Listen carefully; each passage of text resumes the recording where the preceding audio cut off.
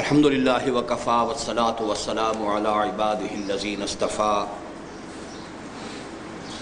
خصوصاً علی افضلہم وخاتم النبیین محمد الامین وعلی آلہ وصحبہ اجمعین اما بعد فقد قال اللہ تبارک وتعالی کما ورد فی سورة الشعراء اعوذ باللہ من الشیطان الرجیم بسم اللہ الرحمن الرحیم والشعراء يتبعهم الغاوون ألم تر أنهم في كل واد يهيمون وأنهم يقولون ما لا يفعلون إلا الذين آمنوا وعملوا الصالحات وذكروا الله كثيرا وانتصروا من بعد ما ظلموا فسيعلم الذين ظلموا أي منقلب ينقلبون صدق الله العظيم رب اشرح لي صدري ويسر لي امري واحلل عقدة من لساني يفقهوا قولي اللهم ربنا الهمنا رشدنا واعذنا من شرور انفسنا اللهم ارنا الحق حقا وارزقنا اتباعه وارنا الباطل باطلا وارزقنا اجتنابه اللهم وفقنا لما تحب وترضى آمين يا رب العالمين۔ ہمارا آج کا جو موضوع ہے وہ بہت ہی غیر معمولی ہے۔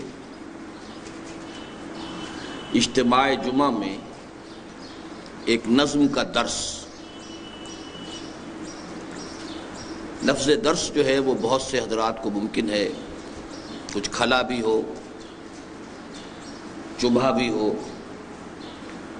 لیکن آپ کے علم میں ہوگا، اور اگر نہیں ہے تو نوٹ کر لیجئے کہ ہمارے ہاں بڑے بڑے بزرگ مثنوی مولانا روم کا درس دیتے رہے۔ مثنوی مولانا روم کے بارے میں جامی جیسی عظیم شخصیت، بہت بڑے صوفی، بہت بڑے عالم، ان کا یہ شعر ہے کہ مثنوی مولوی معنوی ہست قرآن در زبان پہلوی۔ وہ اسی اعتبار سے قرآن نہیں ہے لیکن قرآنی حقائق کی ترجمانی، پہلوی زبان میں، فارسی زبان میں قرآن مجید کے حقائق کی ترجمانی کی مولانا روم نے اپنی مثنوی میں۔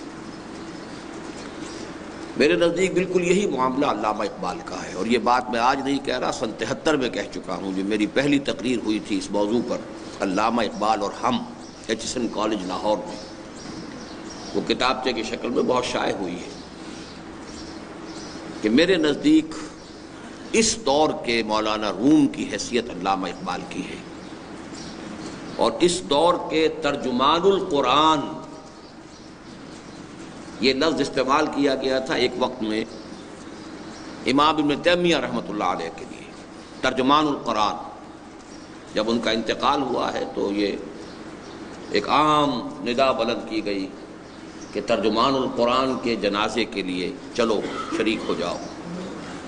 میرے نزدیک اس دور کا ترجمان القرآن علامہ اقبال ہے۔ اس ترجمان القرآن کے حوالے سے دو باتیں اور بھی نوٹ کر لیجئے۔ مولانا ابوالکلام آزاد نے اپنی تفسیر جو بھی لکھی نامکمل ہے، اس کا نام ترجمان القرآن رکھا، جلد اول، جلد دوم، جلد سوم کا کوئی مسودہ گم ہو گیا ہے، چونکہ یہ دور ان کا تھا خالص سیاسی اور جہاد حریت کا دور تھا، لیکن قرآن مجید سے جو شغف ہو گیا تھا اس ابتدائی دور میں، تو وہ کم سے کم علمی سطح پر بعد میں بھی باقی رہا ہے۔ عملی اعتبار سے وہ بالکل دوسرے رخ پر جا چکے تھے، لیکن پھر یہ کہ اس عملی اعتبار سے حزب اللہ کی جگہ جب مولانا مودودی نے جماعت اسلامی کے قیام کا بیڑا اٹھایا ہے تو انہوں نے اپنے رسالے کا نام ترجمان القرآن رکھا، اور جیسا کہ میں نے عرض کیا ہے، میرے نزدیک ترجمان القرآن اپنی ذات اور شخصیت کے اعتبار سے علامہ اقبال ہے۔ چنانچہ عجیب بات ہے کہ ہمارے ہاں بھی ایک بڑے عظیم شاعر ہوئے ہیں فارسی کے، گرامی جلندھری، انہوں نے وہی بات کہ جو مولانا جامی نے کہی تھی مثنوی مولوی معنوی کے بارے میں، تقریباً وہی بات کہی ہے گرامی نے علامہ اقبال کے بارے میں۔ در دیدہ مانی نگراں حضرت اقبال، پیغمبری کرد و پیمبر نتواں گفت، کہ جو لوگ حقائق بین ہیں، جن کے نگاہوں کے سامنے صرف ظاہر نہیں باطن بھی ہے، جو معانی کی تہ تک پہنچ سکتے ہیں، جو حکمت کی گہرائیوں تک رسائی حاصل کر سکتے ہیں، ان کی نگاہ میں اقبال کا مقام یہ ہے کہ اس نے پیغمبری کی ہے، اگرچہ اسے پیغمبر کہہ نہیں سکتے۔ تو بالکل وہی بات کہ ہست قرآن در زبان پہلوی۔ اس اعتبار سے میں خود علامہ اقبال کا جو ایک دعویٰ ہے، اور وہ دعوے سے زیادہ اصل میں ایک دعا اور مناجات کی شکل میں ہے، وہ میں آپ کو پہلے سنا دینا چاہتا ہوں تمہیداً۔ حضور صلی اللہ علیہ وسلم سے خطاب کرتے ہوئے مناجات میں وہ جو بات کہہ رہے ہیں، اس میں دعویٰ بھی ہے اور دعوے کے ساتھ ایک درخواست بھی ہے، اور وہ درخواست ایسی ہے کہ جو ان کے دعوے پر سب سے بڑی دلیل ہے۔ فرماتے ہیں گر دلم آئی نئے بے جوہر است، ور بحرفم غیر قرآن مزمرست، پردہ نامو سے فکرم چاک کن، این خیاباں راز خارم پاک کن، روز محشر خار و رسوا کن مرا، بے نصیب از بوسے پاک کن مرا۔ کہ اے نبی صلی اللہ علیہ وسلم، اگر میرا دل جو ہے اس آئینے کے مانند ہے جو زنگ جس کو لگ چکا ہو، جس میں حقائق منعکسی نہ ہوتے ہوں، نہ حقائق کونیہ، نہ حقائق آفاتی، نہ حقائق روحانی، اگر میرا دل جو ہے ان حقائق کے انعکاس سے کی صلاحیت سے بے بہرا ہے، ورب حرفم غیر قرآن مصبرست، اور اگر میرے پیغام میں، میرے حروف میں، میری شاعری میں، میرے الفاظ میں قرآن کے سوا کوئی اور چیز چھپی ہوئی ہو، پردہ ناموں سے فکرم چاک ہو، تو میرے فکر کے پردے کی عزت کی دھجیاں بکھیر دی، میری فکر کی عزت کے پردے کی دھجیاں بکھیر دی۔ ای خیاب آراد خارم پاک کن، پھر تو گویا میں ایک کانٹے کی مانند ہوں جو راستے میں پڑا ہوا ہے، سڑک پر پڑا ہوا ہے، لوگوں کے لیے تکلیف کا موجب بنے گا، تو اس کانٹے کو ہٹا دینا چاہیے۔ اور سب سے بڑی بد دعا جو اپنے لیے کی ہے انہوں نے کہ اگر ایسا ہو، مشروط ہے،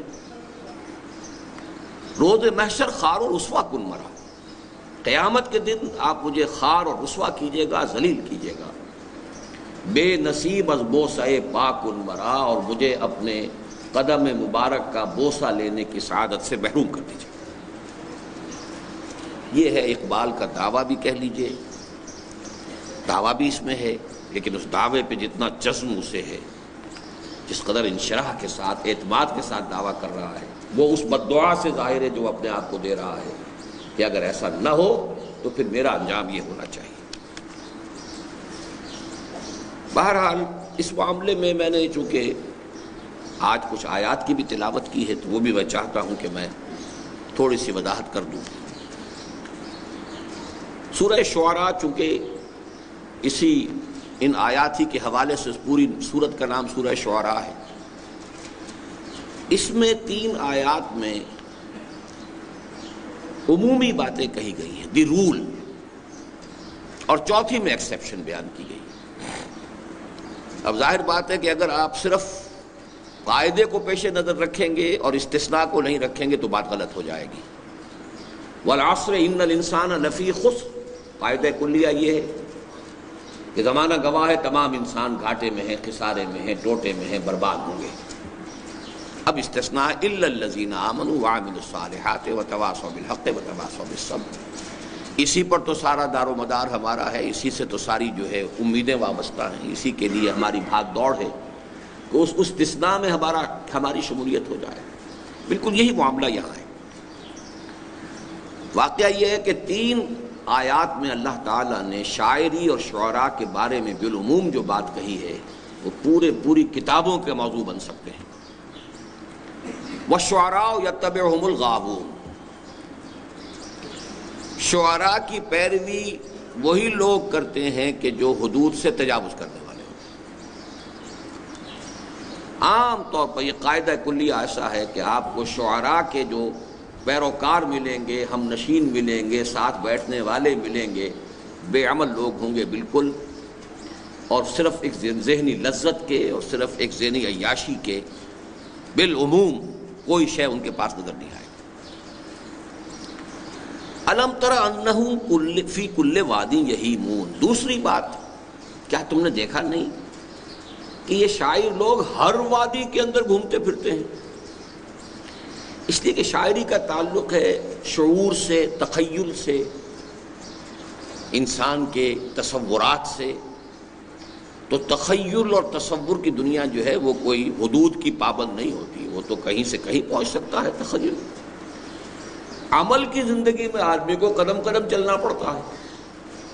تو واقعہ یہ ہے کہ شاعر اور شاعروں کے متبعین کے ہاں آپ کو یہ نتیجہ نکلے گا کہ ان کے فکر اور ان کے عمل میں گیپ پیدا ہونا شروع ہو جائے گا، اس لیے کہ ان کا شعور پرواز کر رہا ہے.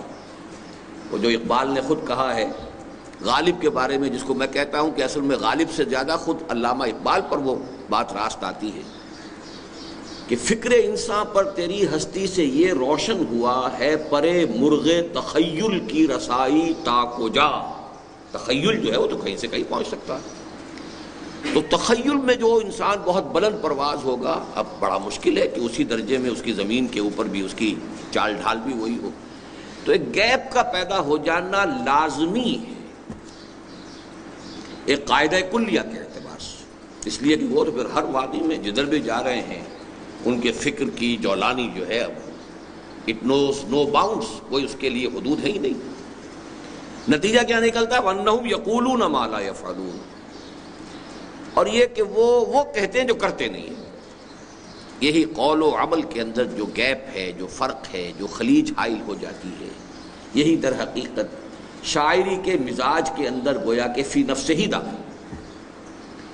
اب اس سے استثناء ہے اِلَّا الَّذِينَ آمَنُوا وَعَمِلُوا الصَّالِحَاتِ. بڑی شدید محنت اور مشقت کرنی پڑے گی اگر کوئی شاعری کے میدان میں قدم بھی رکھے اور پھر یہ کہ وہ ان تین چیزوں سے بچنا بھی چاہتا ہو، ایمان اور اس کے ساتھ عمل صالح.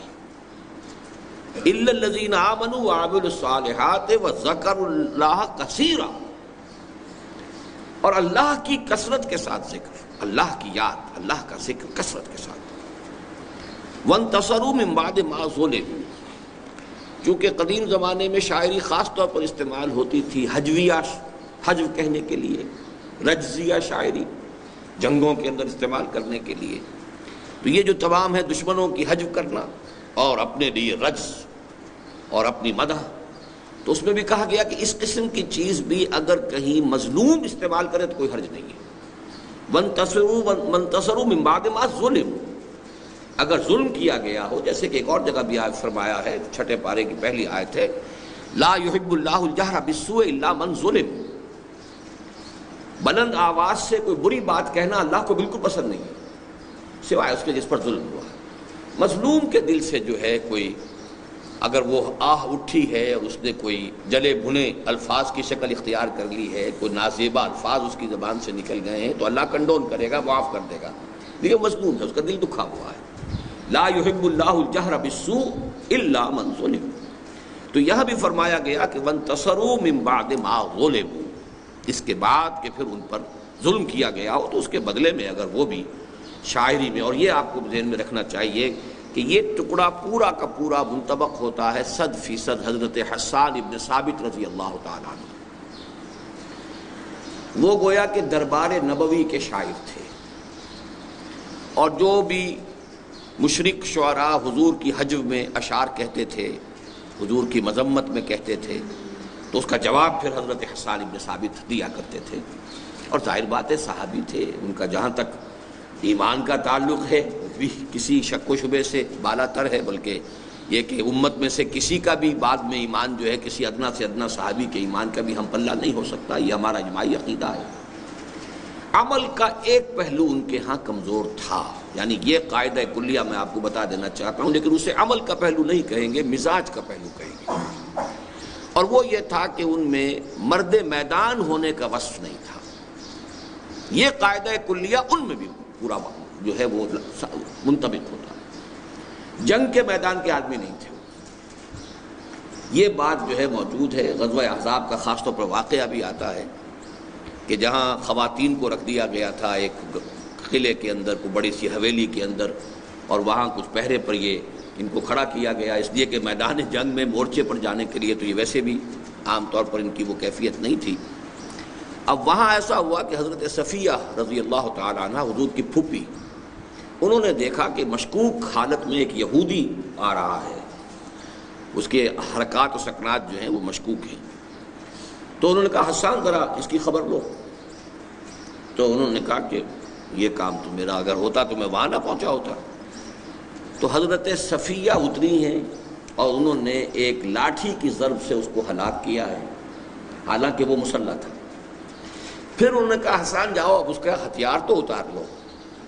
تو انہوں نے کہا کہ مجھے تو ان ہتھیاروں کی ضرورت نہیں ہے۔ تو سیدھی سیدھی بات، اس میں کوئی تکلف نہیں، کوئی غلط کوئی بیانی نہیں، کوئی تو یہ کہ اس اعتبار سے مرد میدان ہونے کا وصف ان میں بھی نہیں تھا۔ تو قرآن مجید نے جو کچھ بیان کیا ہے اس میں گویا کہ استثناءات تو ہیں، جب استثناء اتنے شد و مد کے ساتھ بیان ہوا ہے۔ بعض شعراء جو ہیں جاہلی شاعر بہت بڑے مرد میدان تھے، امرؤ القیس جو ہے وہ بہت بڑا شاعر بھی تھا، بہت بڑا جنگجو سردار بھی تھا۔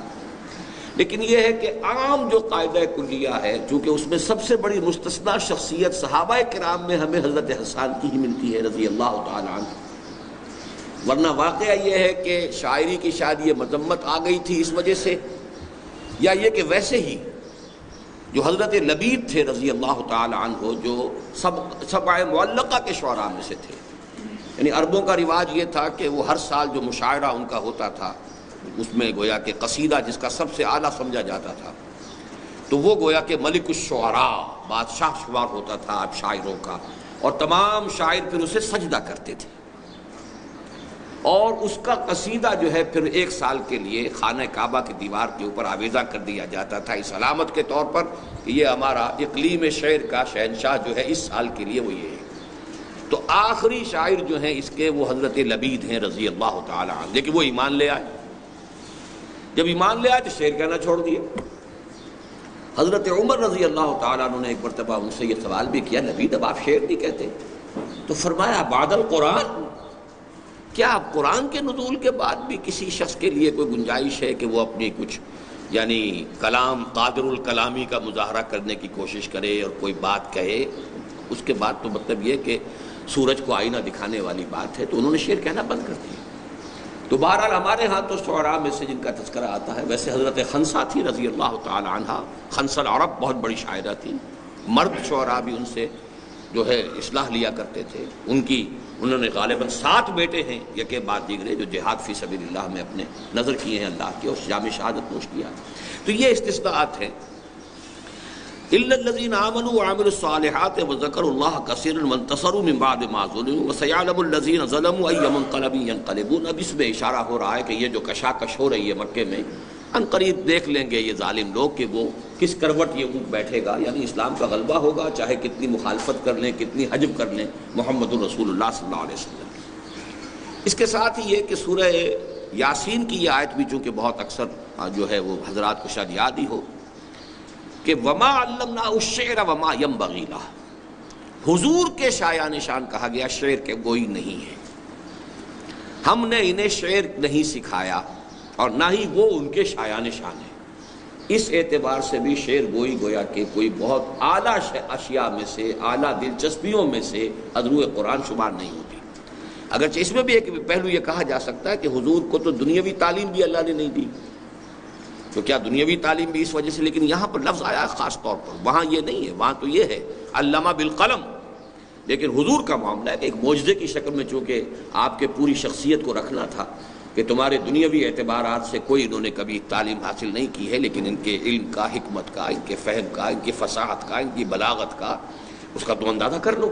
تو یہ خود اپنی جگہ معجزہ ہے۔ تو اسی طریقے سے معاملہ یہاں اس کے برعکس ہے، وما ينبغي لہ، شعر گوئی جو ہے آپ کے مناسب نہیں ہے۔ آپ کو اچھے شعر پسند ہوتے تھے، آپ پڑھتے بھی تھے، کوٹ بھی کرتے تھے، آپ کا یہ بھی ہے ان من الشعر لحکمۃ وان من البیان لسحرا، یہ بھی آپ کا قول مبارک ہے۔ بہت سے اشعار میں بڑی حکمت ہوتی ہے اور بہت سی تقریریں جادو کا اثر رکھتی ہیں، یہ بھی آپ کا فرمان ہے۔ لیکن یہ ہے کہ خود آپ کو اللہ نے طبیعت کی مناسبت بھی عطا نہیں فرمائی تھی، چنانچہ آپ اگر شعر پڑھتے بھی تھے تو آپ نے بہت سے لوگوں کو دیکھا ہوگا کہ شعر یاد انہیں بہت ہیں، کوٹ کرتے ہیں، لیکن کہیں نہ کہیں سکتہ کر جاتے ہیں، نہ وزن ٹھیک رہتا ہے، غلط پڑھتے ہیں۔ خود حضور کا معاملہ بھی یہ تھا۔ ایک موقع پر بلکہ بڑا دلچسپ واقعہ ہوا کہ حضرت ابوبکر رضی اللہ تعالیٰ عنہ بھی موجود تھے، حضور نے کوئی شعر پڑھا اور وہ غلط پڑھا، مطلب یہ کہ اس کا وزن غلط ہو گیا یا کچھ اور سکتہ ہو گیا، تو حضرت ابوبکر رضی اللہ تعالیٰ عنہ مسکرائے اور انہوں نے عرض کیا انی اشہد انک لرسول اللہ، میں گواہی دیتا ہوں آپ اللہ کے رسول ہیں، یعنی جو قرآن نے کہا ہے کہ وما ینبغی لہ، یہ شعر جو ہے یہ آپ کے شایان شان ہی نہیں ہے، تو شعر کو صحیح پڑھنے کی بھی اللہ تعالیٰ نے آپ کو وہ جو ہے مناسبت تبع عطا نہیں فرمائی، تو انی اشہد انک رسول اللہ، میں گواہی دیتا ہوں۔ بہرحال اس اعتبار سے جہاں تک علامہ اقبال کا معاملہ آپ نوٹ کر لیجئے، کل کا میرا اگر اشتہار آپ کی نگاہ سے گزرا ہے تو 3 چیزیں اس میں قابل غور ہیں۔ پہلی چیز یہ ہے کہ میں نے انہیں اسلامی فکر کا مجدد قرار دیا ہے، مجدد فکر اسلامی، بہت بڑا لفظ ہے جو میں نے استعمال کیا ہے، اور میں اگرچہ جو بھی 14ویں صدی ہجری کے مجددین کا جب شمار کیا کرتا ہوں تو میں ذرا مختلف ناموں سے کچھ نام لیا کرتا ہوں، مجدد اعظم شیخ الہند ہیں، لیکن یہ کہ اس میں جو کام کیا علامہ اقبال نے، مولانا مودودی نے، اسی طریقے سے مولانا الیاس صاحب نے مختلف پہلوؤں سے دین کے مختلف شعبوں کی تجدید کی ہے، تو جہاں تک فکر اسلامی کا تعلق ہے اور خاص طور پر اسلام کا انقلابی فکر، اس کا مجدد قطعی طور پر، یقینی طور پر، حتمی طور پر علامہ اقبال، چنانچہ ان کی کتاب reconstruction of religious thought in Islam, reconstruction, تجدید، تعمیر نو، تشکیل جدید، اسلام کے فکر کی، اسلام کے مذہبی فکر کی تشکیل نو، لیکن میں یہ سمجھتا ہوں کہ اس کتاب سے کہیں زیادہ در حقیقت ان کا جو فکر انقلابی ہے وہ ان کے اشعار میں ہے، فارسی میں زیادہ ہے، اردو میں بھی بہت ہے، لیکن یہ کہ ان کا انقلابی فکر جو ہے، اور یہ نوٹ کر لیجئے کہ ایران میں تسلیم کیا گیا ہے، ایران کا انقلاب اگرچہ وہ اس معنی کا انقلاب نہیں ہے کہ کسی انقلابی جماعت نے انقلابی جدوجہد کے مراحل طے کر کے انقلاب برپا کیا، لیکن یہ کہ اگر کوئی فکری کام تھوڑا بہت بھی اس کی بنیاد میں تھا تو وہ ڈاکٹر علی شریعتی تھے، اور ڈاکٹر علی شریعتی نے صاف طور پر یہ کہا ہے کہ ہمارا یہ سارا فکر اقبال سے ماخوذ ہے، ماؤ اقبال، ہم اور اقبال، یہ ان کی کتاب مجھے تو معلوم نہیں تھا جب میں نے اپنی تقریر کی سن 73 میں، اور پھر اس کو شائع کیا علامہ اقبال اور ہم، یعنی بعین ہی وہی فارسی ترکیب میں ماؤ اقبال کے نام سے ان کی کتاب ہے ثقیف، اور جو فکر کوئی بھی تھوڑا بہت ایلیمنٹ جو انقلاب ایران کے بنیاد میں اگر کوئی فکری مواد ہے تو وہ علامہ اقبال کا ہے، اور میں اپنی ایک پوری کتاب جو ہے اس موضوع کے اوپر لکھ چکا ہوں، بر عظیم پاک و ہند میں اسلام کے انقلابی فکر کی تجدید و تعمیل، اور تفصیل سے میں نے واضح کر دیا ہے کہ وہ جو انقلابی فکر تھا جو دور خلافت راشدہ کے بعد رفتہ رفتہ رفتہ رفتہ بیک گراؤنڈ میں فیڈ اوے کر گیا، ملوکیت کا دور آ گیا، اسلام ایک مذہب بنتا چلا گیا، جزوی حقیقت بنتا چلا گیا، اس کو فکری سطح پر دوبارہ زندہ کرنے والا شخص اقبال ہے، اگرچہ اس کی تعمیل، اقبال مرد میدان نہیں تھے، اقبال مین آف ایکشن نہیں تھے، بلکہ عمل کا پلڑا ان کا بہت کم، بہت ہلکا تھا، یہ میں ابھی واضح کر دوں گا، اس لیے کہ بہت سے اقبالیے میرے دشمن ہیں، جان کے دشمن ہیں، اور ادھر ادھر اس کو شائع کرتے رہتے ہیں گویا کہ میں نے کوئی گناہ کبیرہ کر دیا ہے، لیکن یہ کہ جو حقیقت ہے اس کو مانیے۔ ایک طرف میں ان کو مجدد فکر اسلامی، بالخصوص اسلامی انقلابی فکر کا مجدد، قطعی طور پر، یقینی طور پر، حتمی طور پر اقبال، ابوالکلام آزاد نے ان سے خوشہ چینی کر کے تعمیل کی کوشش کی ہے، مولانا مودودی نے ان سے خوشہ چینی کر کے اس کی وضاحت کی ہے، شرح کی ہے، اسے عام فہم بنایا ہے، بڑے پیمانے پر پھیلایا ہے، لیکن اصل میں فکر جو ہے وہ علامہ اقبال کا ہے۔ مجدد، فکر اسلامی کے مجدد اور اسلام کی نشأت ثانیہ کا نقیب اعظم، یعنی یہ خبر دینے والا پہلی مرتبہ کہ اسلام کا دوبارہ احیاء ہوگا اور اسلام کا غلبہ ہوگا، اور یہ شاخ ہاشمی کرنے کو ہے پھر برگ و بر پیدا، جس جزم کے ساتھ، جس یقین کے ساتھ، جس وثوق کے ساتھ اقبال نے کہا، اس سے پہلے کہیں سراغ ملتا ہی نہیں۔ مایوسی کے گھٹا ٹوپ اندھیرے تھے۔ مولانا حالی نے مسدس لکھی تھی، اسلام کا گر کر نہ ابھرنا دیکھے، پستی کا کوئی حد سے گزرنا دیکھے، مانے نہ کبھی مد ہے ہر جذب کے بعد، دریا کا ہمارے جو اترنا دیکھے۔ معلوم ہوتا ہے کہ قانون فطرت ہی بدل گیا ہے، ہر جذر کے بعد مد آیا کرتا ہے، ہمارا تو جذر ہی جذر ہے، نیچے ہی نیچے جا رہا ہے، مد کا کوئی سوال ہی نہیں آ رہا۔ اور حالی میں اور اقبال میں کتنا فصل ہے۔ اس حوالے سے اقبال نے آ کر کہا نہیں، سنا ہے یہ قدسیوں سے میں نے، نکل کے صحرا سے جس نے روما کی سلطنت کو الٹ دیا تھا، سنا ہے یہ قدسیوں سے میں نے، فرشتوں نے میرے کان میں سرگوشی کی ہے کہ وہ شیر پھر ہوشیار ہوگا، اور کتاب ملت بیضا کی پھر شیرازہ بندی ہے، یہ شاخ ہاشمی کرنے کو ہے پھر برگو بر پیدا۔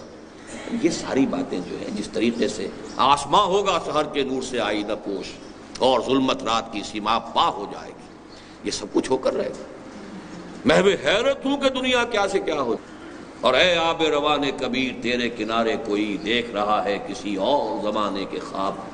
تو اسلام کی نشت ثانیہ، غلبہ دین حق جو ہے، اس کا نقیب اعظم، اس کا ڈھنڈورا پیٹنے والا، اس کے لیے نوجوان نسل کے دلوں میں امید کے چراغ روشن کرنے والا، جس میں سب سے پہلے میں اپنا نام جو ہے تجویز کرتا ہوں کہ میں خود، میرے دل کے اندر جو بھی امید کا چراغ روشن ہوا ہے وہ 5ویں جماعت کے طالب علم کی حیثیت سے ہوا ہے، علامہ اقبال کی اسی شاعری کے ذریعے سے۔ وہ زمانے میں معزز تھے مسلمان ہو کر، اور تم خار ہوئے تاریخ قرآن ہو کر، یہ چپکا ہوا ہے ذہن میں میرے شعر۔ تو یہ سارا کام جو ہے اس کو اگر آپ کریں گے تو واقعہ یہ ہے کہ اسلام کی نشت ثانیہ کا نقیب اعظم علامہ اقبال۔ لیکن اس کے باوجود میں رحمۃ اللہ علیہ نہیں لکھتا، میں کہیں ان کو حضرت نہیں لکھتا، حضرت علامہ ایک عام اصطلاح کے طور پر کبھی آ بھی جائے۔ اس کی وجہ کیا ہے؟ ہمیں ہر شے کو جہاں وہ ہے ماننا چاہیے۔ وہ متدین انسان بھی نہیں تھے، سیدھی سیدھی بات ہے۔ عشق رسول دل میں جتنا تھا، محبت جتنی تھی، وہ اپنی جگہ ہے، لیکن اتباع رسول، نماز 5 وقت، نماز 5 گانا، مسجد میں ادائیگی، شعائر دینی، ظاہر بات ہے کہ اس میں نہ صرف یہ کہ وہ مرد میدان نہیں تھے کہ انہوں نے انقلابی فکر دیا، انقلابی تحریک کوئی نہیں اٹھائی، انہوں نے مسلمانوں کی بہبود کے لیے قومی سطح پر کام کیا، مسلم لیگ کے ایک ادنا کارکن کی حیثیت سے، جسے میں بہت بڑا ایثار، بڑی قربانی سمجھتا ہوں۔ ایک انٹلیکچوئل جائنٹ ایک شخص ہے اقبال، انٹلیکچوئل ہونے کے اعتبار سے قائد اعظم کی کوئی حیثیت علامہ اقبال کے مقابلے میں نہیں۔ وہ ایک بہت بڑے سیاسی رہنما تھے، مدبر تھے، سیاستدان تھے، ڈپلومیٹ تھے، پارلیمنٹیرین تھے، سب کچھ تھے۔ مفکر جس کو کہا جاتا ہے کوئی حیثیت ہی نہیں، مصنف نہیں ہے، مفکر نہیں ہے، اس کا کوئی فلسفی نہیں ہے۔ یہ جائنٹ جو ہے یوں سمجھیے کہ وہ دیو، وہ علامہ اقبال ہے، لیکن وہ ایک پروونشل چیف کی حیثیت سے، ایک عام کارکن کی حیثیت سے کام کر رہا ہے، حالانکہ وہ بلاتا ہے قائد اعظم کو کہ آئیے خدا کے لیے اس قوم کی جو اس وقت جس قیادت کی اس قوم کو ضرورت ہے، اس کا آپ ہی صرف اس کے تقاضے پورا کر سکتے ہیں۔ تو اس حوالے سے یہ ہے، لیکن جہاں تک عمل کا معاملہ ہے ہمیں ماننا پڑے گا، ہمیں اپنے معیارات کو ختم نہیں کرنا ہے۔ معیار میں ہمارے لیے عمل محمد الرسول اللہ والذین معہ ہے، اور یہ خود اقبال کا کہنا ہے، بمصطفیٰ برسا خویش را کہ دی ہمہ اوست اگر بہو نہ رسیدی تمام بولا بیست۔ اس اعتبار سے میں یہ کہتا ہوں کہ ان کا وہ متدین انسان بھی نہیں تھے، وہ عمل کے میدان کے سپاہی نہیں تھے، اور ان کا عمل کا پلڑا ہلکا تھا، لیکن جہاں میں نے یہ الفاظ لکھے ہیں وہاں ایک بڑی احتیاط برتی ہے۔ ان کے فکر کے مقابلے میں عمل کا پلڑا، میں اپنے عمل سے نہیں ان کا تقابل کر رہا کہ ایک شخص فکر کی اس بلندی پر ہے، ماؤنٹ ایورسٹ کے اوپر بیٹھا ہوا ہے، اس کے اعتبار سے کہہ رہا ہوں، جو اس کا کمپیریزن ہے، جو ریشو پروپورشن ہے کہ فکر جو ہے وہ اتنی بلندی پر ہے، اس میں کوئی شک نہیں ہے، لیکن عمل کا جو ہے اس کے تناسب سے ان کا پلڑا بھاری ہے۔ اسی لیے میں جو لفظ اپنے والد کے لیے استعمال کرتا ہوں مرحوم، وہی لفظ ان کے لیے استعمال کرتا ہوں۔ بہرحال آج جو ہے ہم ان کی جو یہ نظم پڑھ رہے ہیں، اب اس نظم کا ذرا تھوڑا سا تاریخی پس منظر بھی سمجھ لیجیے۔ علامہ اقبال کی شاعری کے جو مختلف ادوار ہیں وہ میں نے گنوا دیے ہیں اپنی کتاب میں، وہ جو میں نے جس کا حوالہ ابھی دیا ہے، بر عظیم پاک و ہند میں اسلام کے انقلاب فکر کی تجدید و تعمیل۔ لیکن اس وقت صرف یہ کہنا ہے کہ علامہ اقبال کی شاعری میں جو غزل کا دور تھا وہ سن 1894 سے 1934 تک ہے، اس کے بعد وہ ختم ہو گیا۔ 1935 سے اپنے وفات تک یا 1938 تک انہوں نے کوئی غزل نہیں کہی۔ وہی ان کا کلام ہے کہ جو ارمغان حجاز میں چھپا ہے، اور وہ ارمغان حجاز چھپی ہے ان کے انتقال کے بعد، اس لیے کہ آخری دور کی یہ نظمیں تھیں، اور یہ نظم سن 36 کی ہے۔ اس دور میں جو نظمیں آپ نے لکھی ہیں، جیسا کہ میں نے عرض کیا، غزل والا معاملہ تو بالکل چھوڑ چکے تھے، ختم۔ اس سے پہلے غزلیں انہوں نے کہی ہیں، بہت اونچی کہی ہیں، بہت دینی بھی کہی ہیں، روحانی بھی کہی ہیں۔ اس سے بالکل ابتدائی دور میں وہ عام طور پر گل و بلبل کی شاعری بھی ہوئی ہے، وہ سب کچھ ہوا ہے۔ لیکن یہ ہے کہ میں صرف ان 3 سالوں کے بارے میں یا 4 سالوں کے بارے میں 34 سے 38 تک غزل کا کوئی سراغ ہی نہیں۔ نظم میں بھی خاص ان کا مزاج بن گیا تھا تمثیل کا، مکالمہ، تمثیل، ڈرامائی انداز، اس لیے کہ کسی پیغام کو پہنچانے کا یہ سب سے زیادہ مؤثر ذریعہ ہوتا ہے۔ انگریزی ادب میں ملٹن کا بہت اونچا مقام ہے، اور اس نے اسی صنف کو استعمال کیا ہے۔ افلاطون نے سب سے پہلے ریپبلک نامی جو کتاب لکھی تھی، اس میں اس نے اسی اسلوب کو اختیار کیا تھا۔ اور ہمارے ہاں تصوف کی ایک بہت اونچی کتاب ہے منطق الطیر، فرید الدین عطار رحمۃ اللہ علیہ کی، وہ بھی اسی طریقے سے مکالمے کی شکل میں ہے۔ تو یہ مکالمہ ہے، ایک مجلس شورا ہے، ابلیس اس کا صدر ہے، اور وہی اس کا گویا کہ بادشاہ ہے اس اقلیم کا، اور اس کے کچھ مشیر ہیں، اور ان کے درمیان ایک گفتگو کی شکل میں علامہ اقبال نے اپنے عمرانی سوچ، اسلامی فکر اور ملت اسلامیہ کے نام اپنے پیغام کا نچوڑ اور خلاصہ دے دیا۔ ویسے بھی قاعدہ ہے یہ کہ شاعر یا مفکر جو ہوتا ہے، اس کے جو آخری سوچ کا نتیجہ تو اس کے آخری دور کی چیزوں میں آئے گا نا۔ ابتدا میں تو سوچ جو ہے بدل رہی ہے، جیسے کہ خود علامہ اقبال سے جب ایک مرتبہ کہا گیا کہ کسی زمانے میں تو آپ غلام احمد قادیانی کی بہت تعریف کرتے تھے، اب آپ قادیانیت کو کفر کہہ رہے ہیں، تو انہوں نے جواب دیا only stones do not change۔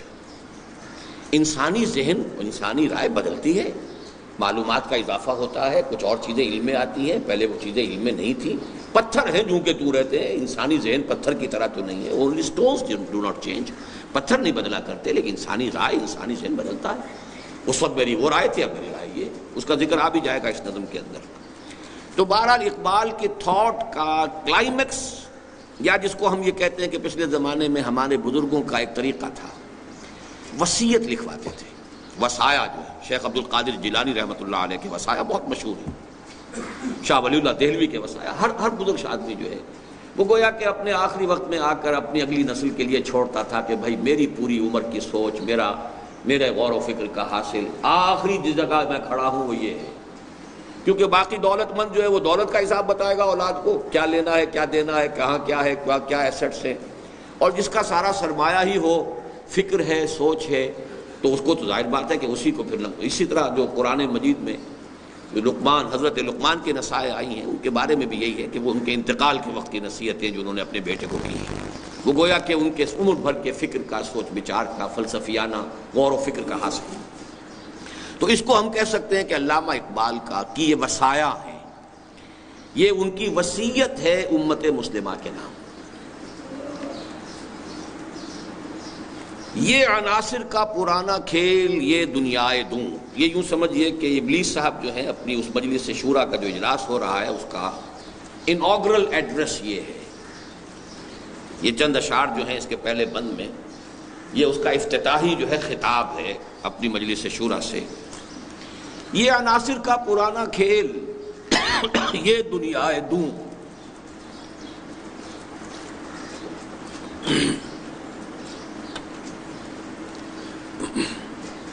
اس لفظ میں ایک پورا جو فلسفہ اور ایک نقطہ نظر رہا ہے دنیا میں فلسفے کے میدان میں، اس کی ترجمانی ہو گئی ہے، اور وہ یہ ہے میٹیریلزم۔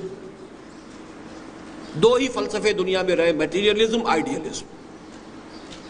میٹیریلزم یہ ہے کہ اس کائنات کی اصل حقیقت جو ہے وہ مادی ہے، مادہ قدیم ہے ہمیشہ سے، مادہ جو ہے سالمات پر مشتمل ہے، اور ان سالمات میں باہم تجاذب ہے یا تنافر ہے، ان میں الیکٹرک چارجز ہیں، نیگیٹو ہیں یا پازیٹیو ہیں، اس کے حوالے سے وہ ملتے ہیں یا کٹتے ہیں، پھر کمپاؤنڈز بنتے ہیں، اس کے فزیکل چینجز اور کیمیکل چینجز کے قوانین ہیں، اس سے کائنات چل رہی ہے۔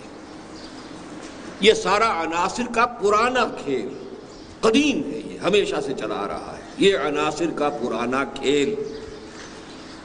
چنانچہ پروفیسر یوسف سلیم چشتی صاحب، کیونکہ وہ فلسفے کے بڑے طالب علم رہے ہیں، انہوں نے بڑی تفصیل اس مقام پر بیان کی ہے۔ ہندوستان کے 6 بڑے فلسفے تھے، جن میں سے 2 جو ہیں 2 درشن خالص میٹیریلسٹک ہیں، سانکھ درشن اور 4 واک۔ جین مت، بدھ مت خالص میٹیریلسٹک ہے۔ پھر یہ کہ اس کے بعد دہریت اور مادیت اور لاجیکل پازیٹیوزم اور میٹیریلزم اور امپیریسزم اور بے شمار ناموں سے وہ ایک ہی شراب ہے جو مختلف اس کے برانڈ نیمز ہیں۔ یہ عناصر کا پرانا کھیل، یہ دنیائے دوں، یہ دنیا بڑی پست ہے۔ یہ دنیا کیوں؟ اس لیے کہ قرآن مجید بھی کہتا ہے کہ ابلیس جن ہے، اور جنوں کی پیدائش جو ہوئی ہے وہ آگ سے ہوئی ہے، وہ ایک اعلیٰ تر لطیف تر شے ہے۔ اور یہ جو مخلوقات اس وقت ہمیں نظر آ رہی ہیں زمین پر، یہ سب خاکی الاصل ہیں، انسان بھی خاکی الاصل ہے۔ تو دنیا دوں بڑی نفرت کے ساتھ کہہ رہا ہے یہ حقیر سی دنیا، گھٹیا دنیا، ساکنان عرش اعظم کی تمناؤں کا خون۔ یہ کس اعتبار سے؟ ساکنان عرش اعظم یعنی ملائکہ مقربین۔ جب اللہ نے یہ زمین بنائی تھی وہ منتظر تھے، متوقع تھے، امیدوار تھے کہ خلافت ہمیں ملے گی، تو ان کی تو ساری آرزوؤں کے اوپر جو ہے وہ پانی پھر گیا، ان کی تمنائیں جو ہیں وہ سب خون میں نہا گئیں۔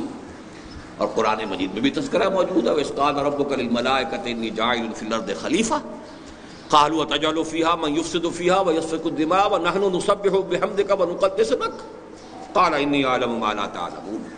تو بہرحال شاعری کے انداز میں ساکنان عرش اعظم کی تمناؤں کا خون، اس کی بربادی پہ آج آمادہ ہے وہ کارساز جس نے اس کا نام رکھا تھا جہان کاف و نور۔ ابلیس کو یہ محسوس ہو رہا ہے کہ یہ اب دگرگوں ہونے والا ہے، یہ معاملہ زیادہ دیر چلنے والا نہیں ہے۔ کیوں محسوس ہوا اور اسے تشویش کیوں ہوئی، یہ سمجھنے کی بات ہے۔ محسوس تو اس اعتبار سے بھی ہو سکتا ہے، تاریخی اعتبار سے، کہ جنگ عظیم اول ہو چکی تھی اور کروڑوں انسان قتل ہوئے تھے۔ تاریخ انسانی میں وہ جنگ عظیم اول بہت بڑا حادثہ تھا، اور جنگ عظیم دوم کے بادل جو ہے وہ لہرا رہے تھے، اور وہ جو ہے پوری فضا کے اوپر تری کھڑی ہوئی تھی۔ تو بہت بڑی ڈسٹرکشن اور بہت بڑی تباہی جو ہے وہ آیا چاہتی ہے۔ یہ بھی ابلیس کو محسوس ہو گیا ہوگا کہ اب قیامت جو ہے قریب ہے، اور ظاہر بات ہے قیامت کے ساتھ ہی اس کی اپنی مہلت بھی ختم ہو جائے گی، یہ تو اس کی اپنی جان کا مسئلہ بھی ہے نا۔ الی یوم یبعثون، اس کو جو مہلت ملی ہوئی ہے شرارتیں کرنے کی، اور جو بھی اس کے پاس جو آزادی عمل ہے اللہ نے اسے چھوٹ دے رکھی ہے، انک من المنظرین، جاؤ تمہیں پوری چھوٹ ہے، جو چاہو کر لو، میرے انسانوں کو جس طرح چاہو گمراہ کرو، جس طرح چاہو انہیں ورگلاؤ، جس طرح چاہو انہیں امیدوں میں اور کہ سبز باغ دکھاؤ، اس کے اندر ان کو جس طرح چاہو جو ہے وہ تم ورگلانے کی کوشش کرو۔ تو اب معلوم ہوتا ہے کہ یہ اب محسوس ہو رہا ہے کہ یہ ڈرامہ اب خاتمے کے قریب ہے، اور ڈرامہ خاتمے کے قریب ہے تو اپنی چودراہٹ خاتمے کے قریب ہے۔ تو مختلف اعتبارات سے اس کی بربادی پہ آج آمادہ ہے وہ کارساز جس نے اس کا نام رکھا تھا جہان کاف و نور، کن، کیونکہ یہ سارا کائنات کی جو تخلیق ہوئی ہے یہ اللہ تعالیٰ کے امر کن سے ہوئی ہے۔ اب اس کے بعد وہ اپنی لافزنی کر رہا ہے کہ میں نے اس دنیا میں شر کو پھیلانے کے لیے کیا کیا طریقے اختیار کیے ہیں، میں نے بڑی محنت کی ہے، میری اتنی طویل عرصے کی محنت جو ہے وہ ایٹ سٹیک ہے، وہ جس کو کہا جاتا ہے کہ گرڈ اپ یور لائنس، اب اپنی ذرا کمر کس لو، اپنے جو ہے پوری طریقے سے تیار ہو جاؤ، اس لیے کہ اب ہمارے لیے بہت بڑا چیلنج آ رہا ہے۔ میں نے دکھلایا فرنگی کو ملوکیت کا خواب، یہ وہ کلونیلزم کا جو سیلاب آیا تھا کہ میں نے ان کو ملوکیت کا، کلونیلزم کا خواب دکھایا کہ پوری دنیا کے اندر یہ پھیل گئے، اور من کل حدب ینسلون، کسی کیفیت کے اندر جو ہے وہ چلے آئے، اور انہوں نے پوری دنیا کے اندر جو ہے اپنے استعمار کی بساط بچھا دی۔ میں نے توڑا مسجد و دیر و کلیسا کا فسون، اس کولونیلزم کے ساتھ جو چیز آئی ہے وہ سیکولرزم ہے کہ مذہب کا کوئی عمل دخل جو ہے وہ عبادت گاہوں سے باہر نہ ہو. وہ جو میں کئی تقریروں میں بیان کر چکا ہوں کہ خدا کو گویا کہ پابند کر دیا گیا، محصور کر دیا گیا، قید کر دیا گیا، اسیر کر دیا گیا عبادت گاہوں. وہ خدا کا جو بھی تصور ہو، اللہ ہے تو رہے مسجد میں، اور کوئی رام ہے یا پرماتما ہے، کوئی اور ہے تو رہے مندر میں، کوئی دیوتا ہے تو وہاں رہے، اور کوئی اور ہے تو کہیں رہے. لیکن یہ کہ اس سے باہر نہ مارکیٹ اور منڈی سے کوئی سروکار، نہ پارلیمنٹ اور عدالت سے کوئی سروکار، نہ انتظامیہ سے کوئی سروکار. تو میں نے توڑا مسجد و دیر و کلیسا کا فسون، اس کا جو ہولڈ تھا. میں نے ناداروں کو سکھلایا سبق تقدیر کا. نادار، کاشتکار، تقدیر، تنبے تقدیر. جاگیردار جو چاہے کر جائے، بچیوں کی عصمت دری کر جائے، بیویوں کو اٹھوا لے، جو چاہے کروا لے، جانور کھلوا لے، کیا کرے؟ تقدیر ہے، ہماری تقدیر یہ. گویا کہ نرم چارہ بنا دیا نوع انسانی کو ظالموں کے لیے اس تقدیر کے غلط تصور سے. میں نے ناداروں کو سکھلایا سبق تقدیر کا، اور میں نے منعم کو یا منعم کو دیا سرمایہ داری کا جنون. یہ منعم انعام سے بنے گا اس میں فاعل، نعمت دینے والا. یعنی فرض کیجئے کوئی شخص پہلے خیرات کر رہا تھا، صدقہ کر رہا تھا، لوگوں میں بانٹ رہا تھا دولت، تو میں نے اس کو یہ سبق پڑھایا، یہ پٹی پڑھائی، دولت رکھو اپنے پاس، سنبھال کر رکھو، پاگل ہو گئے ہو، دماغ خراب ہو گیا ہے، جمع کرو اس کو. اور منعم بھی ہم اس کو کہہ سکتے ہیں جس کو اللہ نے نعمت دی ہو، وہ اس میں مفعول ہو جائے گا کہ میں نے، اللہ نے جس چیز کو بھی کوئی نعمتیں دی تھی، دولت دی تھی، تو میں نے اس کو سرمایہ داری کا جنون جو ہے میں نے اس کو اس کے اوپر مسلط کر دیا کہ اس کو سید کر رکھے. جمع فاوعا، جیسے کہ آیا ہے سورہ معارج میں، جمع فاوعا. اب اس نے جمع کیا اور بڑی حفاظت کے ساتھ رکھ لیا کہ یہ بات میرا ہے، اس کو ہوا نہ لگے. تو یہ 4 کارنامے ابلیس نے اپنے گنوائے، نوٹ کیجئے اس کو. ملوکیت، گویا کہ اقبال کے نزدیک ابلیسیت کے سب سے بڑے 4 مظاہر جو ہیں وہ یہ 4 ہیں. ملوکیت، نمبر 2 سیکولرزم، جدا ہو دی سیاست سے تو رہ جاتی ہے چنگیزی. نمبر 3 تقدیر کا غلط تصور، جو انسان کو عمل اور جد و جہد سے جو ہے عمل سے فارغ ہوا مسلمان بنا کے تقدیر کا بہانہ. یہ تیسری ابلیسیت ہے. اور چوتھی ابلیسیت سرمایہ داری ہے. اب اس پر وہ لاف زنی کر رہا ہے، کون کر سکتا ہے اس کی آتش سوزاں کو سرد. اب خطرہ محسوس کر رہا ہے کہ اب یہ بساط الٹنے والی ہے. یہاں وہ نوٹ کیجئے اقبال نے جو ایک اور جگہ پر جو 2 اشعار کہے ہیں کہ دنیا کو ہے پھر مار کے روح و بدن پیش، تہذیب نے پھر اپنے درندوں کو ابھارا، اللہ کو پامر دیے مومن پہ بھروسہ، ابلیس کو یورپ کی مشینوں کا سہارا. تو یہ جو ایک کرائسس آنے والا ہے، حق و باطل کی جنگ جو ہے ستیزہ کار رہا ہے ازل سے تا امروز، چراغ مصطفی سے شرار بولہبی. اس کا آخری ایکٹ آنے والا ہے، آخری سین آنے والا ہے، ڈراپ سین ہونے والا ہے. تو وہ خطرہ بھی محسوس کر رہا ہے، لیکن یہ کہ اپنی لافزنی سے تاکہ ساتھیوں کے دل بیٹھ نہ جائیں. آخر یہ کہ انکریج تو کرنا پڑتا ہے، ہمت بھی بنانی پڑتی ہے. گھبراؤ نہیں ہے، چیلنج ہے، بڑا ہے، لیکن فکر نہ کرو کون کر سکتا ہے اس کی آتش سوزاں کو سرد. جس کے ہنگاموں میں ہو ابلیس کا سودے دروں، جس کی شاخیں ہو ہماری آبیاری سے بلند، کون کر سکتا ہے اس نخل کہن کو سرنگوں. ان میں کوئی چیز وضاحت طلب نہیں ہے. اب پہلا مشیر جو ہے وہ ذرا زبان کھولتا ہے. اس میں کیا شک ہے کہ محکم ہے یہ ابلیسی نظام. بات صحیح ہے آپ نے جو فرمایا ہے کہ یہ 4 چیزیں جو ہے یہ بڑا محکم نظام کی حیثیت سے پوری نوع انسانی کو جکڑے ہوئے ہیں. پختہ تر اس سے ہوئے خوئے غلامی میں عوام. ملوکیت کے مقابلے میں اب غلامی آ رہی ہے، کیونکہ پہلا تو یہی تھا، میں نے دکھلایا فرنگی کو ملوکیت کا خواب. نتیجہ یہ ہو چکا ہے کہ اب جو ہے عوام وہ خوئے غلامی میں پختہ ہو چکے ہیں. ان کے اندر وہ ارج ہی نہیں رہی، آزادی کا خیال ہی نہیں رہا. جیسے ہم پورے پکے ہو چکے ہیں امریکہ کی گھڑی کی مچھلی. کنٹینمنٹ آف رشیا پالیسی کے بعد اب کنٹینمنٹ آف چائنا پالیسی میں فٹ ہو کر بڑے مطمئن ہیں.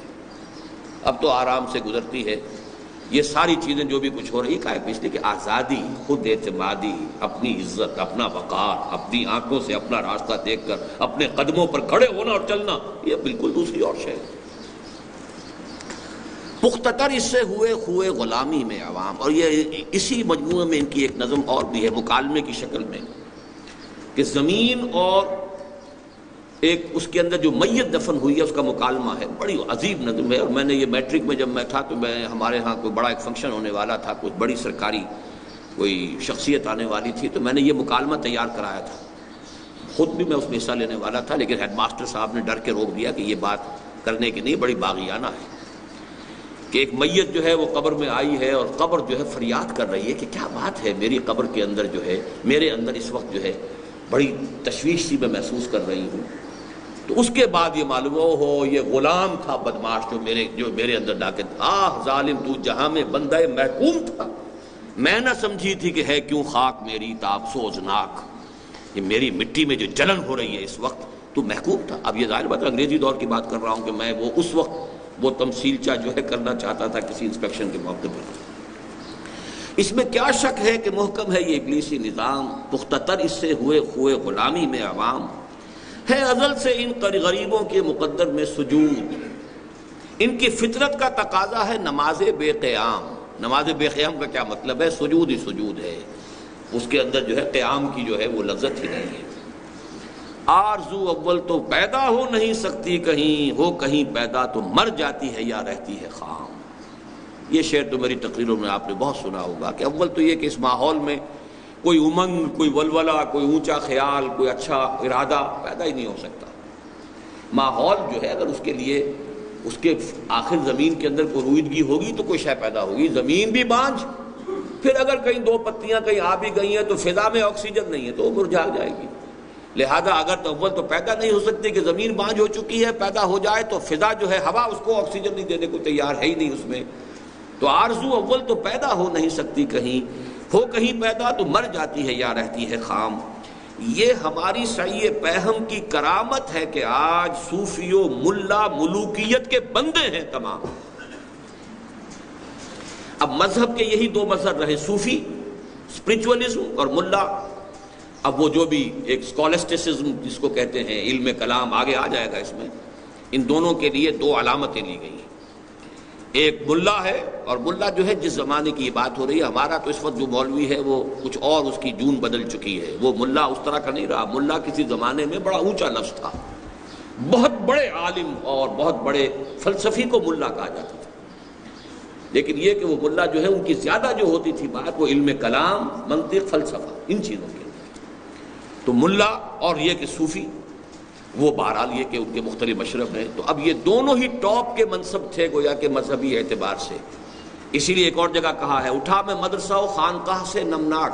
میں تو دونوں دیکھ آیا, مدرسے بھی میں نے دیکھ لیے, خانقاہیں بھی دیکھ لی. کہیں پر تیرے محیط میں کہیں گوہر زندگی نہیں, دیکھ چکا میں موج موج, ڈھونڈ چکا صدف صدف, کہیں نہیں کچھ رہا. تو صوفی و ملا ملوکیت کے بندے ہیں تمام. تب مشرق کے لیے موضوع یہی افیون تھی, ورنہ قوالی سے کچھ کمتر نہیں علم الکلام. اب یہ بہت گہرا شعر ہے. قرآن, حدیث, سیرت, یہ تو آدمی کو عمل پر لے کر آتی, جہاد پر لے کر آتی. علم کلام اور وہ آپ بیٹھے ہوئے دھجیاں بکھیر رہے ہیں منطق کی, اور ہیئر سپلٹنگ ہو رہی ہے, اور عقل کے گھوڑے دوڑائے جا رہے ہیں, اور یہ سب کچھ ہو رہا ہے. تو اس کا اثر جو ہوتا ہے قواعد عملی سرد ہو جاتے ہیں. دماغ چلتا ہے بالکل مشین کی طرح, کمپیوٹر کی طرح, عمل جو ہے وہ نہیں. اسی طرح قوالی ہے, جھوم جاؤ, جھومتے رہو. اب صوفیوں کے حلقے میں قوالی اور علماء کے حلقے میں علم کلام, یہ دو چیزیں گویا کہ دو حلقے جو ہو سکتے تھے مسلمانوں کے رہنما حلقے دینی اعتبار سے, ان دونوں کو گویا کہ ان دونوں سمبلز کے حوالے سے بیان کیا گیا کہ اگرچہ علم کلام کی تاثیر بھی وہی تھی کہ جو عمل سے انسان کو بیگانہ کر دے, لیکن قوالی جو ہے مشرق کے اعتبار سے یہ زیادہ مناسب تھی, کیونکہ یہاں پہ ہندوؤں کا معاملہ تھا, اور یہاں پر گانے کا, ناچ رنگ کا, ان کے کلچر کا حصہ تھا. تو ہم نے یہاں پہ علم کلام کی بجائے قوالی استعمال کروا دی ہے, تاکہ اب یہ اسی رنگ میں رہے اور سرور میں جو ہے وہ اپنے وہ, جیسے کہ ایک اور جگہ پر کہا ہے علامہ اقبال نے کہ صوفی پشمینہ پوش حال مست, از شراب نغمہ قوال مست, آتش از شیر عراقی در دلش در نمی سادت بقرآن محفلش. یہ صوفی جو ہے جس نے اوپر سے کوئی پہنی ہوئی ہے اونی قبا بھی پہنی ہوئی ہے اور قوال کی آواز کے اوپر تو وہ حال اسے آ گیا ہے، اور شعر کسی عراقی کا سنا ہے کسی اور کا سنا ہے تو اس کے اوپر وہ حال کھیل رہا ہے، قرآن سے اسے سروکار ہی نہیں۔ صوفی پشمینہ پوش حال مست، از شراب نغمہ قوال مست۔ تو تب مشرق کے لیے موضوع یہی افیون تھی۔ افیون کیا ہے؟ آدمی کو پیک کے اندر پڑے رہو، بس کام نہ کرو۔ لوٹس ایٹرز ایک نظم ہم نے پڑھی تھی، شاید میٹرک میں پڑھی تھی، surely surely slumber is better than toil. آدمی محنت کرے، بھاگ دوڑ کرے، یہ کرے وہ کرے، اس سے کیوں نہ ذرا سا ایک دو گولیاں جو ہے نگلے اور سو جائے آرام سے۔ آج جو پوری دنیا کے اندر نارکوٹکس کیوں ہیں؟ اس لیے کہ دنیا کی پیچیدگیاں مسائل جو ہیں ان کے تمام جو ہیں وہ آدمی پھر جو ہے وہ میں کدے کی راہ سے ہو کر گزر گیا، ورنہ سفر حیات کا بے حد طویل تھا۔ یہ تو در حقیقت آسانی کا راستہ ہے، فرار ہے زندگی سے۔ ہے طواف و حج کا ہنگامہ اگر باقی تو کیا؟ یہ طواف اور حج کا ہنگامہ جو ہے یہ تو علامہ اقبال کے زمانے سے بڑھ کے اب میرا خیال ہے 100 گنا بڑھ گیا ہوگا۔ علامہ اقبال ان 60 سالوں میں، اور جو عمرہ ہے رمضان کا، اور 30 لاکھ 35 لاکھ آدمی جمع ہو رہا ہے اور رمضان ہو رہا ہے، اور جو کچھ ہو رہا ہے وہ آپ کے علم میں ہے، لیکن اس سے حاصل کیا ہے طواف و حج کا ہنگامہ اگر باقی تو کیا؟ کند ہو کر رہ گئی مومن کی تیغ بے نیام۔ اس کا اصل جہاد جو اس کا اصل تھا وہ تو ختم ہو چکا۔ اب یہ وہاں جائیں اور وہ طواف کر کے آ جائیں، لیکن لے کر کے آتے ہیں وہاں سے کوئی نیا جذبہ، کوئی توبہ کر کے نہیں آتا، الا ماشاءاللہ کوئی ہوں گے، کوئی لاکھوں میں، کوئی کروڑوں میں کوئی ایک آدھ نکل جائے، باقی تو جیسے گئے تھے ویسے آتے ہیں۔ بلکہ یہ سمجھتے ہیں کہ پچھلا حساب صاف ہوا، بس سر نو جو ہے حرام خوریاں جو ہیں اس کا کھاتا سر نو شروع کرو۔ تو یہ سارا جو کچھ ہے طواف و حج کا ہنگامہ اگر باقی تو کیا۔ ان چیزوں کو علامہ اقبال نے ایک اور نظم میں جو میرے نزدیک ان کی شعریت کا عروج ہے، اہل حرم کے سومنات سے تعبیر کیا۔ کیا نہیں کوئی غزنوی کارگہ حیات میں، بیٹھے ہیں کب سے منتظر اہل حرم کے سومنات۔ اہل حرم نے بھی ان چیزوں کو ریچولز کو بت بنا لیا ہے، بت بن کر پوچھ رہے ہیں، ان کی حقیقت کچھ بھی نہیں۔ جو کہا ہے کہ نماز و روزہ و قربانی و حج یہ سب باقی ہے، تو باقی نہیں ہے۔ یہ سارا جو ہے یہ ریچولز ہے، ان کی شکلوں کو پوجا جا رہا ہے۔ اب اس نے سوال کیا کہ یہ جو آپ نے سیشن کال کیا ہے خاص ہمارا، اور اس میں اتنا تمہیدی آپ نے خطاب فرمایا ہے، تو کون سا آپ کو چیلنج محسوس ہوا ہے؟ ہمیں تو کوئی چیلنج محسوس نہیں ہو رہا، سب ٹھیک ٹھاک ہے۔ اس میں کیا کم ہے؟ یہ ابلیسی نظام، ساری قوتیں ابلیسی خوب پورے طور پر کار فرما ہے، کام ہو رہا ہے۔ کس کی نومیدی پہ حجت ہے یہ فرمان جدید؟ یہ آپ کا نیا فرمان جو اور آج جو اجلاس کیا گیا ہے، یہ کس طرف سے کوئی ہماری امیدوں کے لیے کوئی خطرہ پیدا ہو گیا ہے، کوئی ہمارے لیے کوئی چیلنج آ گیا ہے جہاد اس دور میں مرد مسلمان پر حرام۔ مسلمان تو اپنے اوپر جہاد کو حرام ہی کر چکا ہے، تو اب اور کس چیز کا ڈر ہے؟ اب اس میں نوٹ کیجئے کہ اس میں خاص طور پر تو غلام احمد قادیانی کی طرف اشارہ ہے کہ جس نے قتال کو تو سرے سے حرام قرار دے دیا۔ دین کے لیے حرام ہے اب دوستو قتال، یہ مصرع ہے غلام احمد قادیانی کا آن جہانی کا۔ لیکن اس کو چھوڑتے ہوئے بھی ہمارے ہاں عام مذہبی فکر میں بھی جہاد خارج از بحث ہو چکا تھا، یہ اب شروع ہوا ہے، اور ہوا ہے ایران کے انقلاب کے بعد۔ سائملٹینیس معاملہ ہوا ہے، ایرانی انقلاب اور افغانستان میں روس کی آمد، اس وقت سے شروع ہوا ہے، ورنہ جہاد مسلمان کی فہرست سے خارج تھا۔ اس لیے کہ جہاد کے معنی جنگ، اور جنگ جو ہے وہ تو ہر وقت تو ہوتی نہیں، ہر روز کا فرض جو ہے وہ تو نماز ہے، ہر سال کا فرض جو ہے وہ روزہ ہے، جو بھی ہے زکوٰۃ ہے، لیکن یہ کہ یہ جو ہے یہ تو کوئی فرض ہے ہی نہیں سرے سے، تو جنگ کہیں ہوگی، تو وہ جہاد کو قتال سے ایکویٹ کیا، اور قتال سے ایکویٹ کرنے کے بعد چونکہ وہ تو فرض کفایہ ہی رہے گا، لہذا وہ بات ختم ہو گئی، ہماری فہرست وہ جو فرائض کی فہرست سے فارغ ہوئی۔ تو اس حوالے سے فرق کوئی نہیں ہے، اس نے قتال کو حرام قرار دیا، ہم نے جہادی کی جڑ کاٹ دی۔ البتہ یہ ہے کہ جب احیائی تحریکیں شروع ہوئی ہیں تو اس میں پھر چاہے وہ جماعت اسلامی کی تھی، مولانا مودودی کی پہلی بڑی تصنیف ہی تھی الجہاد فی الاسلام، ابوالکلام آزاد نے جو نعرہ لگایا تھا وہ جہاد کا تھا۔ اسی طریقے سے پھر یہ کہ جو بھی الاخوان المسلمون کا معاملہ ہوا ہے وہ جہاد کے لفظ سے، تو جہاد جو ہے بعد میں ان احیائی تحریکوں کا تو سینٹرل تھیم بنا ہے، اور پھر قتال کی بھی مختلف شکلیں ہوئی ہیں، اگرچہ ان میں سے ہر ایک کا علیحدہ معاملہ ہے، اس کو میں اس وقت ڈسکس نہیں کر سکتا، لیکن یہ کہ اقبال نے جس وقت یہ الفاظ کہے ہیں تو ابلیس نے جو بات کہی ہے اس کے مشیر نے، وہ سب ضرورت تھی کہ کیا آپ کو فکر کس بات کی ہو گئی ہے جب مسلمان پر تو جہاد حرام ہی ہو چکا ہے۔ دوسرے مشیر صاحب اب ذرا پہلے مشیر سے اختلاف کرتے ہوئے ظاہر کرتے ہیں کہ نہیں، ایک خطرہ تو پیدا ہو چکا ہے۔ خیر ہے سلطانی جمہور کا غوغا کے شر، تو جہاں کے تازہ فتنوں سے نہیں ہے باخبر۔ یعنی یہ جو پہلا مشیر تھا اس کی اس نے نفی کی ہے کہ تمہیں everything is not okay, واقعتاً گڑبڑ ہے، اور سب سے بڑی گڑبڑ یہ ہے کہ ابھی سلطانی جمہور کا آتا ہے زمانہ، جو نقش کہن تم کو نظر آئے مٹا دو، تو ملوکیت کا تو بیڑا غرق ہو جائے گا۔ اور ہم نے جو بھی اپنی بساط بچھائی تھی اس میں نمبر 1 پر ملوکیت ہے، تو جمہوریت آئے گی، جمہوریت جو حاکمیت عوام آ جائے گی، ہے سلطانی جمہور یعنی پاپولر سوورنٹی، تو اس سے ملوکیت کا تو جو ہے بیڑا غرق ہو جائے گا۔ تو ہماری بساط کا جو رکن اول تھا وہی ختم ہو جائے گا۔ تو اس حوالے سے واقعتاً قابل تشویش مسئلہ ہے، اور ہمیں واقعتاً غور کرنا چاہیے۔ ہمیں پوری situation we have to take a fresh assessment and stock of the situation. پہلا مشیر کہتا ہے کہ نہیں، میں جانتا ہوں جمہوریت میں کوئی خطرہ نہیں ہوں، یعنی یہ کہ اس نے تو کہا تھا تو جہاں کے تازہ فتنوں سے نہیں ہے باخبر، اس نے کہا نہیں میں ہوں باخبر ہوں، مگر میری جہاں بینی بتاتی ہے مجھے جو ملوکیت کا ایک پردہ ہو کیا اس سے خطر۔ یہ جمہوریت تو خود ملوکیت ہی کا ایک پردہ ہے، اس کی کوئی حقیقت ہی نہیں ہے۔ ہم نے خود شاہی کو پہنایا ہے جمہوری لباس، جب ذرا آدم ہوا ہے خود شناس و خود نگر، یہ تو ہم نے خود کیا ہے، تمہیں نہیں معلوم۔ یعنی دوسرا مشیر جو تھا اس کی جہالت کا یہ وہ کہہ رہا ہے کہ تجھے پتہ نہیں ہے، تو ہم نے خود کیا بھائی۔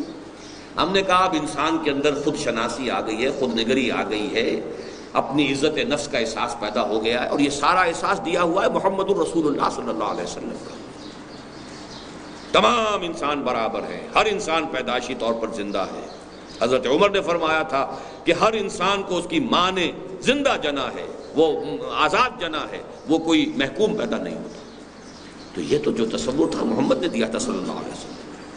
لیکن یہ کہ اس نے کہا کہ ہم نے صرف یہ کیا ہے نا کہ سوورنٹی جو ہے وہ اس کے اندر تقسیم کر دی، باقی ملوکیت تو جو کی تو ہے، وہ اگلے شعر میں آ رہا ہے۔ کاروبار شہریاری کی حقیقت اور ہے، یہ وجود میر و سلطان پر نہیں ہے منحصر۔ کولونیلزم ہو، کنگڈم ہو، امپیریلزم ہو، ضروری نہیں ہے کہ کوئی بادشاہ ہی بیٹھا ہو تو وہ امپیریلزم ہے۔ ایک نیشنل امپیریلزم ہو سکتا ہے، ایک قوم دوسری قوم کے اوپر جا کر حکومت کرتی ہے، امپیریلزم ہو جائے گا۔ تو کاروبار شہریاری کی حقیقت اور ہے، یہ وجود میر و سلطان پر نہیں ہے منحصر۔ مجلس ملت ہو یا پرویز کا دربار ہو، ہے وہ سلطان غیر کی کھیتی پہ ہو جس کی نظر۔ سیدھی سیدھی بات، یا تو بادشاہ پرویز اس کا دربار ہے یا پارلیمنٹ ہے برٹش۔ سوال تو یہ ہے کہ غیر کی کھیتی کو اجاڑنے اور اس سے اس کے ایکسپلائٹ کرنے اور اس سے حاصل کرنے کا اگر یہ ہے نظر، تو بس وہی سلطانی ہے، وہی شہنشاہیت ہے، وہی ملوکیت ہے، وہی کولونیلزم ہے وہ سلطان غیر کی کھیتی پہ ہو جس کی نظر۔ تو نے کیا دیکھا نہیں مغرب کا جمہوری نظام، چہرہ روشن اندروں چنگیز سے تاریک تر۔ اب یہ چنگیز جو ہے یہ ہماری پورے ادب کے اندر، مشرقی ادب میں، یہ ایک ٹیرر کا اور ظلم کا اور تشدد کا اور جو بھی وحشت کا ہے اس کے لیے ایک بہت بڑا سمبل ہے۔ یہ ہلاکو کا دادا تھا چنگیز خان اعظم۔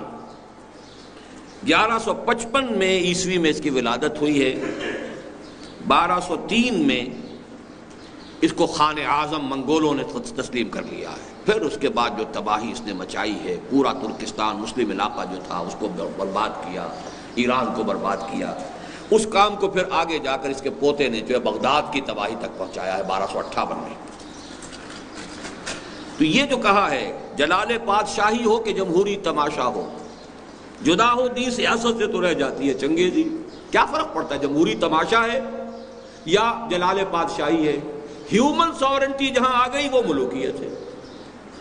ہیومن ساورنٹی ایک پرسن کی ہو چاہے وہ ایک قوم کی ہو، وہ ملوکیت ہے، لہذا کوئی گھبرانے کی بات نہیں ہے۔ یہ تو ہم نے خود شاہی کو پہنایا ہے جمہوری لباس، جب ذرا آدم ہوا ہے خود شناس و خود نگر۔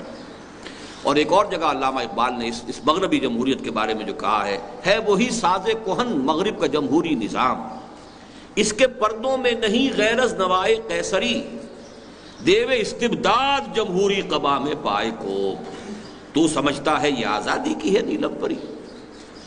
اب تیسرا مشیر کہتا ہے روح سلطانی اگر روح سلطانی رہے باقی تو پھر کیا اضطراب، یعنی اگر یہ سوورنٹی کا کانسیپٹ، انسانی سوورنٹی اور غیر کی کھیتی کو استعمال کرنا، اس پر قبضہ کرنا، اگر یہ روح برقرار ہے تو کوئی حرج نہیں، پھر تو ٹھیک ہے، پھر تو وہی ملوکیت چل رہی ہے مگر کیا اس یہودی کی شرارت کا جواب؟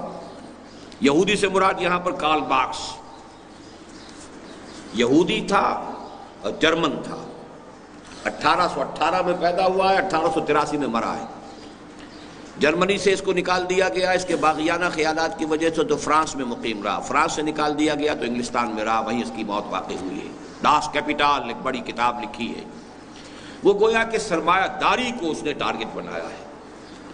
تو روح سلطانی رہے باقی تو پھر کیا اضطراب ہے، مگر کیا اس یہودی کی شرارت کا جواب، وہ کلیم بے تجلی، وہ مسیح بے صلیب۔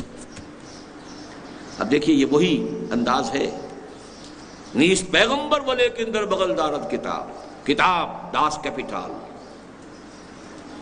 یہ میری آج شام کی تقریر کا مین موضوع ہے، جو انجمن کا سالانہ اجلاس آج ہونے والا ہے، کہ دو چیزوں سے انقلاب برپا ہوا، دنیا کا عظیم ترین انقلاب، ایک کتاب قرآن، ایک اس کے معلم محمد صلی اللہ علیہ وسلم، یتلو علیہم آیاتہ ویزکیہم ویعلمہم الکتاب والحکمہ۔ یہاں اس کو ذہن میں رکھیے، پیغمبر تو وہ نہیں ہے یہودی، کتاب تو ہے اس کے پاس، اور کتاب یقیناً بہت گہری فلسفے کی کتاب، بڑی مدلل کتاب، بڑے بڑوں کو چکرا دینے والی کتاب، پوری تاریخ کی ایک نئی تعبیر کرنے والی کتاب، اس میں کوئی شک نہیں۔ وہ کلیم بے تجلی، وہ مسیح بے صلیب۔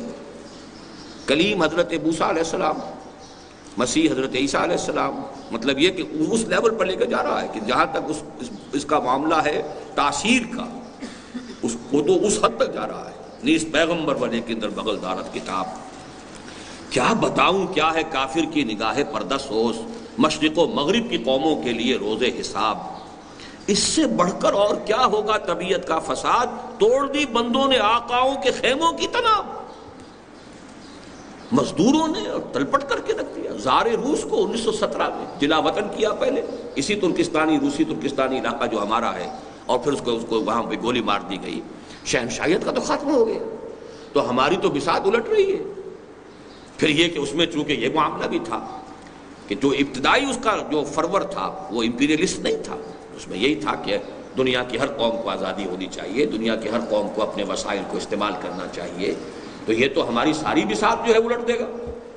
جمہوریت سے تو ہمیں اندیشہ نہیں، مغربی جمہوریت تو ٹھیک ہے، وہ تو ہم نے خود ہی اس کو بپتسمہ دیا ہے، خود ہی ہم نے اس کو جو ہے پردہ اس کے اوپر ڈالا ہے، لیکن یہ کہ یہ واقعتاً ایک چیز ہے کہ جو خطرناک ہے۔ چوتھا مشیر کہتا ہے توڑ اس کا رومت الکبریٰ کے ایوانوں میں دیکھ۔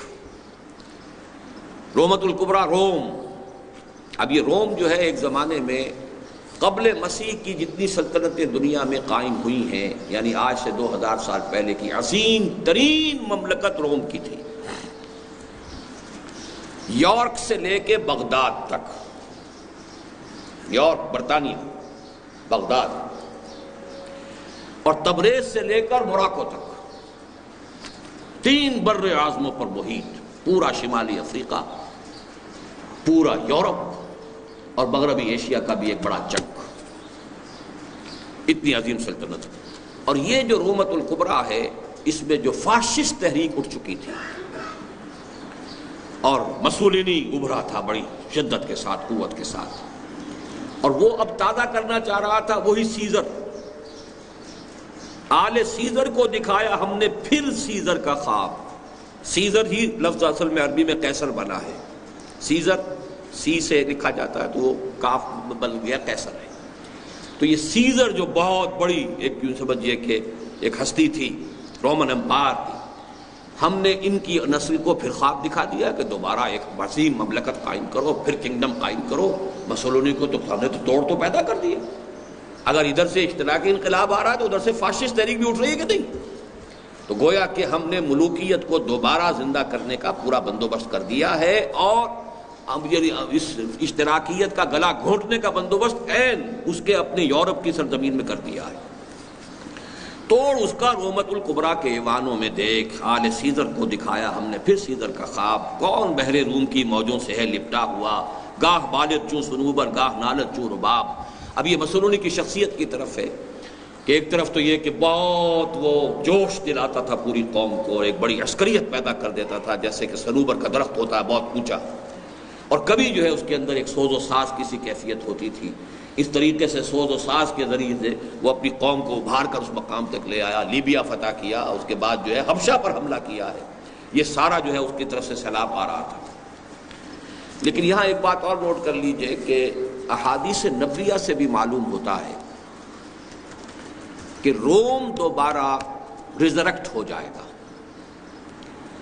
الملحمۃ العظمیٰ جب لڑی جائے گی، تیسری عالمگیر جنگ جو تاریخ انسانی کی عظیم ترین جنگ ہوگی، جس کو کہ ببلیکل جو ٹرمینالوجی ہے بائبل کی اس میں کہا جاتا ہے آرمگڈون، اور حدیث میں کہا گیا الملحمۃ العظمیٰ۔ اب یہ ساری چیزیں میری کتاب میں موجود ہیں، سابقہ اور موجودہ مسلمان امتوں کا ماضی، حال اور مستقبل، اس میں بھی لفظ روم آتا ہے۔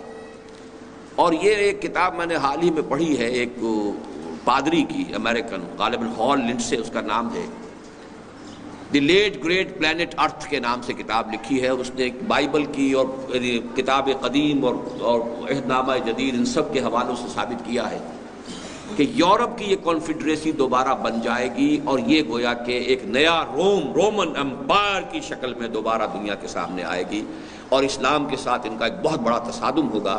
احادیث میں آتا ہے 80 علم ہوں گے، ہر علم کے نیچے 12,000 سپاہی ہوں گے، اور یہ تمام جو ہے عیسائی قوتیں روم کے نام کے تحت جمع ہوئی۔ بہرحال یہ میں نے صرف اس لیے کہا کہ آپ یہ بھی نوٹ کر لیں کہ علامہ اقبال نے بھی جو لفظ استعمال کیا رومت الکبریٰ، گریٹ روم، دی اینشنٹ روم، اس کی جو عظمت جو ہے۔ تیسرا مشیر کہتا ہے میں تو اس کی عاقبت بینی کا کچھ قائل نہیں، جس نے افرنگی سیاست کو کیا یوں بے حجاب۔ اس کا اصل میں اشارہ یہ ہے کہ جب مسولینی آگے بڑھا ہے، اور اس کے بعد پھر نازی جو ہے نازیزم بھی آگے بڑھا، لیکن اس وقت تک علامہ اقبال کی زندگی تک ابھی وہ پورے عروج پر نہیں آیا تھا۔ اس وقت تک کی صورت یہی ہے کہ مسولینی جو ہے اس علاقے کے اندر فاشزم کا اور ڈکٹیٹرشپ کا اور اس کا بہت بڑا جو ہے وہ امپیریلزم کا نمائندہ بن کر آیا ہے، اور اس سے خطرہ محسوس ہو گیا تھا خود مغربی قوتوں کو، انہوں نے تنقید کرنی شروع کر دی تھی۔ تو اس نے کہا ہے کہ میں تو اس کی عاقبت بینی کا کچھ قائل نہیں، جس نے افرنگی سیاست کو کیا یوں بے حجاب۔ اس نے کھل کر جواب دیے کہ تم نے سب کچھ کیا ہے، تم نے پوری دنیا کو فتح کیا ہے، تو میں نے اگر فتح کر لیا ہے تو میرے اندر کیڑے ڈال رہے ہو۔ بہرحال اب پانچواں مشیر کہہ رہا ہے، آخری سمجھیے کہ بات، اے تیرے سوز نفس سے کار عالم استوار۔ یہ بڑا عجیب ہے یہ ایک مصرع، سوز نفس۔ اس کے سوز نفس چونکہ وہ آتشی مخلوق ہے تو غضب، انتقام، غیظ، اسی میں کینہ، اسی میں یہ سارے جو بھی دنیا کے اندر جو خرابیوں کے جتنے بھی منبع ہیں وہ یہ ہے، گویا کہ یہ ابلیس کا وہ سوز نفس ہے۔ اے تیرے سوز نفس سے کار عالم استوار، یہ سارا ہنگامہ ہے تو اسی سے۔ تو نے جب چاہا کیا ہر پردگی کو آشکار، جو بھی راز کی بات ہوتی تھی تو اسے سامنے لاتا رہا ہے۔ آب و گل تیری حرارت سے جہان سوز و ساز، یہ آب و گل کی جو دنیا ہے، مٹی کی اور پانی کی، اسی سے یہ سارا معاملہ بنا ہے دنیا، اور اس کا یہ ساری آباد کاری ہے، اور جو چاہے وہ پلانٹ کنگڈم ہے، اینیمل کنگڈم ہے، اور یا پھر ٹاپ پر انسان ہے۔ اب لہے جنت تیری تعلیم سے دانائے کار۔ اب لہے جنت اصل میں حضور کی ایک حدیث سے اس نے استعارہ کیا ہے کہ حضور نے فرمایا اہل الجنت بلہن، جنتی لوگ بڑے سادہ لو ہوتے ہیں، واقعہ یہ ہے کہ میں نے بھی کئی حضرات کو اپنی تجربہ دیکھا ہے کہ بہت سے لوگ ہوتے ہیں ایسے انتہائی سیدھے اور سادہ، کوئی مکر، کوئی فریب، کوئی چھل، کوئی پیچ، کوئی غصہ، کوئی انتقام ہے نہیں۔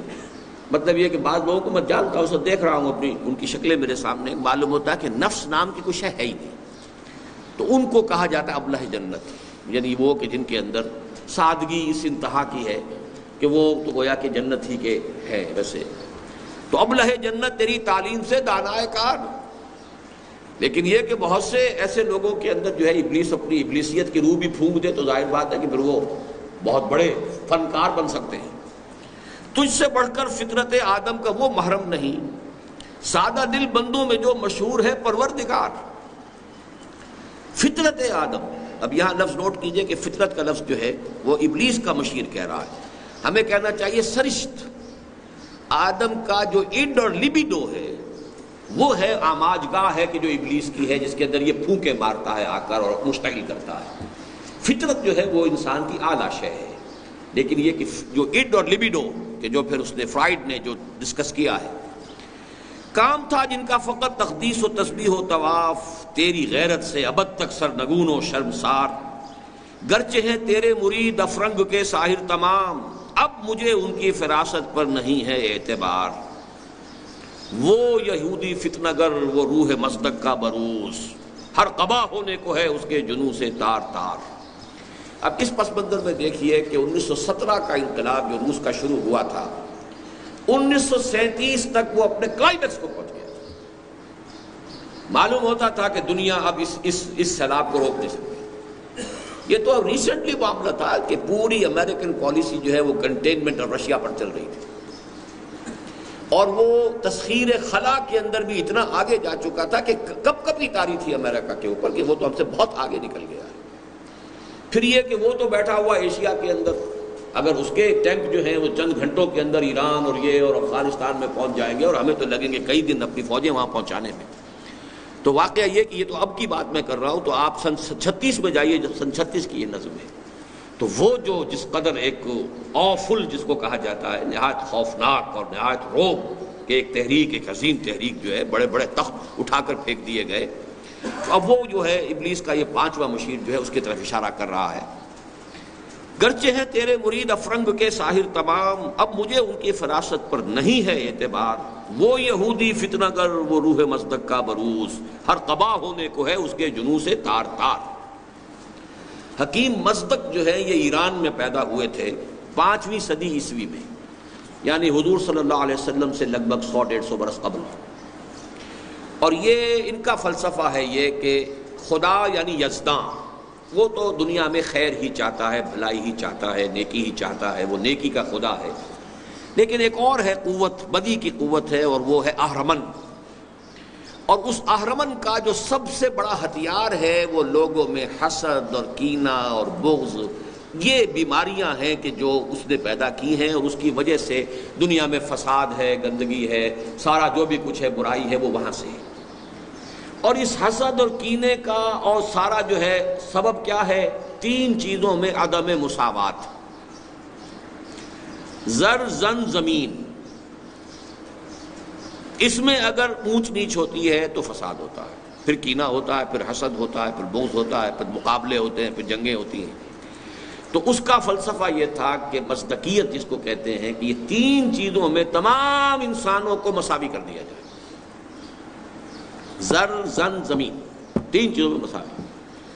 اگر ہر ایک مرد کے لیے 2 شادیاں ہو سکتی تو سب کے لیے 2 شادیاں ہوں، اگر ایک ہی ہے تو پھر ایک ہی ہو، اسی طرح زمین ہے، اسی طرح دولت ہے۔ تو اس کو پھر کہا جاتا ہے کہ یہ جو گویا کہ اشتراکیت جو ایک خواب آیا بعد میں، یوں سمجھیے کہ 1500 برس بعد، اس کا ایک حیولہ، اس کا ایک بلیو پرنٹ جو ہے وہ اس وقت مصدق کے فلسفے میں تھا۔ تو بروز کہتے ہیں کسی کا ظہور ہو جانا، گویا کہ وہی روح مصدق جو ہے دوبارہ مارکس کی شکل میں دنیا میں ظاہر ہو گئی ہے کہ جس نے معاشی مساوات کا نعرہ لگایا ہے۔ 528 عیسوی میں اسے نوشیرواں شہنشاہ ایران نے قتل کر دیا تھا، اور پھر 531 میں اس مصدق کے جتنے بھی ماننے والے تھے ایران میں ان سب کو قتل کر دیا گیا۔ وہ یہودی فتنہ گر، وہ روح مصدق کا بروز ہر قبا ہونے کو ہے اس کے جنوں سے تار تار، زاغ دشتی ہو رہا ہے ہم سرے شاہین و چرغ۔ یہ مزدور اور یہ کسان اور یہ جاگیرداروں کے اور یہ گویا کہ کوا جو ہے شاہین کے برابر ہو رہا ہے، یہ تو تلپٹ ہو جائے گی ہماری ساری بساط۔ ہم نے جو کچھ بھی اپنا مکر کا جال پھیلایا تھا ختم ہو کر رہ جائے گا، کہاں غلامی کہاں محکومی، سب ختم ہوئی بات۔ زاغ دشتی ہو رہا ہے ہم سر شاہین و چرغ، کتنی سرعت سے بدلتا ہے مزاج روزگار، چھا گئی آشفتہ ہو کر وسعت افلاک پر، جس کو نادانی سے ہم سمجھے تھے ایک مشت غبار، ہم سمجھے تھے کہ یہ صرف ایک جو ہے مٹی کی کہ ایک مٹھی بھر مٹی ہے، یہ تو پوری دنیا کے اوپر چھا گئی۔ فتنہ فردا کی ہیبت کا یہ عالم ہے کہ آج کانپتے ہیں کوہسارو مرغزارو جوئے بار، لرزہ طاری ہے۔ جیسے کسی وقت حضرت عمر فاروق رضی اللہ تعالیٰ عنہ کے عہد خلافت میں لرزہ طاری تھا کیسر و کسریٰ کے ایوانوں میں، ایسے کمیونزم نے لرزہ طاری کر دی۔ مغربی امپیریلزم کے لیے لرزہ، کیپٹلزم کے لیے لرزہ، بھی پیغام ایسا تھا، اتنا انقلابی تھا کہ اس میں اسے اس ابلیس کے پانچویں مشیر کو محسوس ہو رہا ہے کہ ہماری تو سارا جو بھی مکر کا جو بھی جال ہم نے بچھا رکھا ہے اور ساری ہماری بساط تلپٹ ہو کر رہ جائے گی۔ میرے آقا وہ جہاں زیر و زبر ہونے کو ہے، جس جہاں کا ہے فقط تیری سیادت پر مدار۔ اب جو خون ذرا گرم ہوا ابلیس صاحب کا، تو اب ابلیس صاحب کا آخری یہ پریزیڈنشل ایڈریس ہے کہ یہ ہے میرے دستے تصرف میں جہان رنگ و بو، وہی لافظنی جو انوگرل ایڈریس کے شروع میں کے آخر میں تھی، اب یہ جو آخری کنکلوڈنگ لیکچر ہے، کنکلوڈنگ ایڈریس ہے، اس کے شروع میں ہے میرے دستے تصرف میں جہان رنگ و بو، کیا زمین کیا محرمہ کیا آسمان توبتو، دیکھ لیں گے اپنی آنکھوں سے تماشا غرب و شرق، میں نے جب گرما دیا اقوام یورپ کا لہو۔ نوٹ کیجئے 38 میں اقبال کا انتقال ہوا ہے اور اس کی کتنے بعد 3 سال بعد دوسری عالمگیر جنگ چھڑ گئی۔ دیکھ لیں گے اپنی آنکھوں سے تماشا غرب و شرق، میں نے جب گرما دیا اقوام یورپ کا لہو، کیا امامان سیاست کیا کلیسا کے شیوخ، سب کو دیوانہ بنا سکتی ہے میری ایک ہو۔ یہ سارے بڑے بڑے، یہاں تو مجھے پھر ذکر کر دوں آپ سے کہ ایک کتاب جو کینیڈا میں چھپی ہے، pawns in the game, William Guy Carr کی، جس کا فلسفہ یہ ہے کہ ایک ابلیسی قوت ہے، شیطانی قوت ہے لوسیفر، اس لوسیفر کے جو انسانوں کے اندر ایجنٹ ہیں وہ ہے زائنسٹ، جو انہوں نے پہلے آرڈر آف ایلومیناٹی بنایا 1776 میں، پھر یہ تمام جو فری میسن اور یہ لاج اور فلاں لاج اورینٹ اور یہ اور وہ، اور پھر زائنزم جو ہے 1897 سے اس کی تحریک، یہ پورا نظام جو ہے، کیا امامان سیاست کیا کلیسا کے شیوخ، سب کو دیوانہ بنا سکتی ہے میری ایک ہو، کارگاہ شیشہ جو ناداں سمجھتا ہے اسے، توڑ کر دیکھے تو اس تہذیب کے جام و صبو، یہ میرا اتنا کمزور نہیں ہے، یہ تانا بانا جو میں نے بنا ہوا ہے، دست فطرت نے کیا ہے جن غریبانوں کو چاک، مصدقی منطق کی سوزن سے نہیں ہوتے رفو۔ یہ ہے وہ بہت اہم شعر کہ فطرت نے چونکہ مساوات نہیں رکھی ہے، اس کریشن میں کہیں مساوات نہیں ہے، بیلنس ہے، وزن توازن، مساوات نہیں ہے۔ مساوات تو انسان کی ذہنی صلاحیتوں میں نہیں ہے، یک رنگی جو ہے ان کی شکلوں میں نہیں ہے، جینز مختلف ہیں، مرد اور عورت کا فرق ہے، تو یہ تو فرق ہے۔ کوئی قوی جسہ لے کر آتا ہے، کوئی پیدائشی طور پر بیچارہ کمزور ہوتا ہے، اس کے اندر زیادہ محنت اور مشقت کا مادہ نہیں ہوتا۔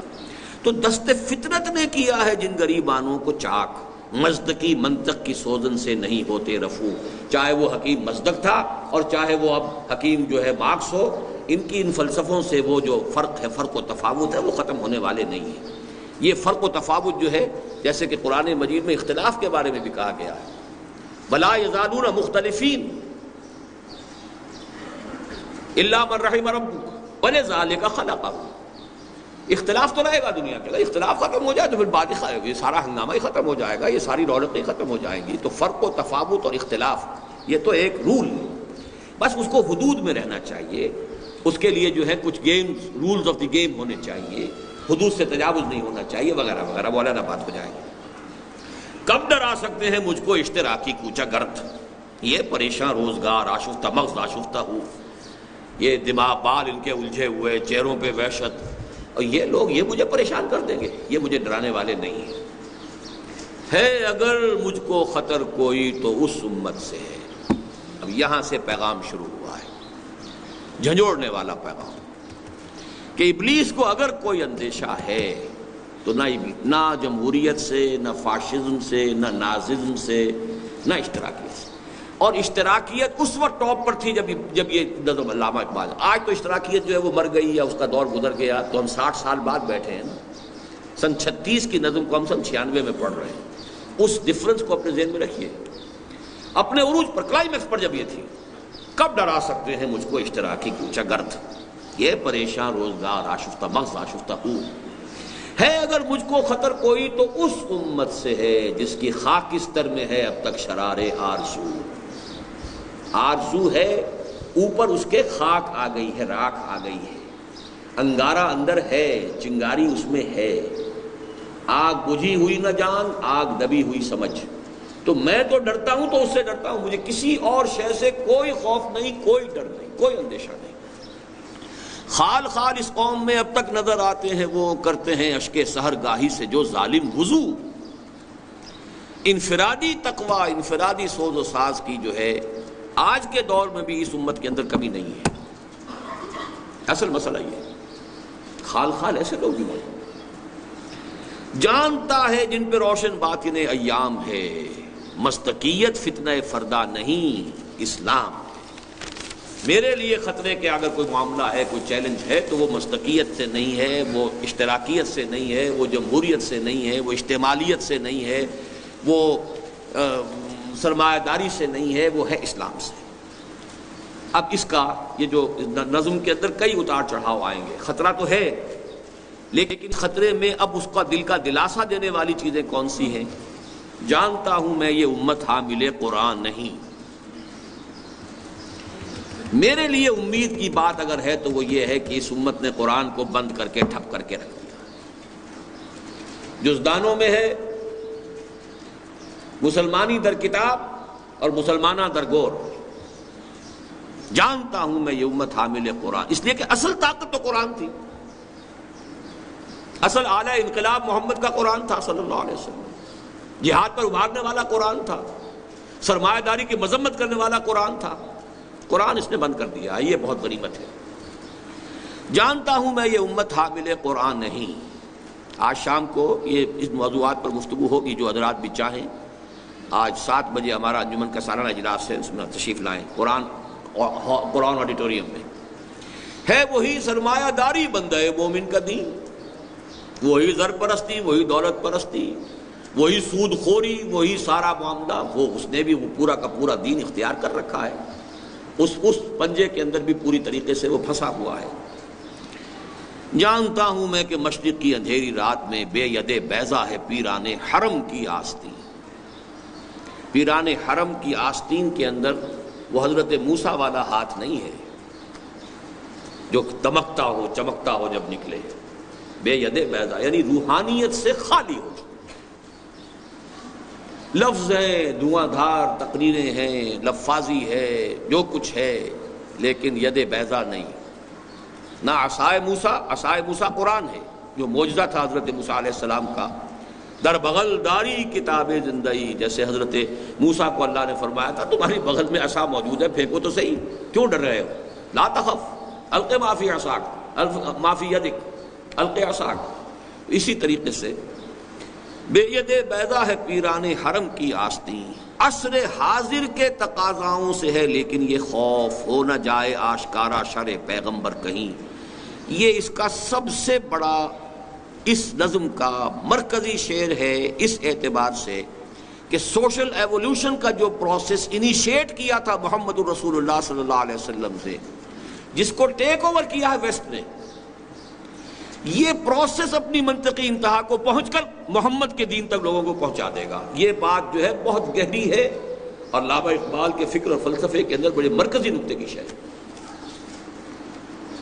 انسانی حریت، اخوت، مساوات، یہ سبق تو دیے تھے محمد نے صلی اللہ علیہ وسلم.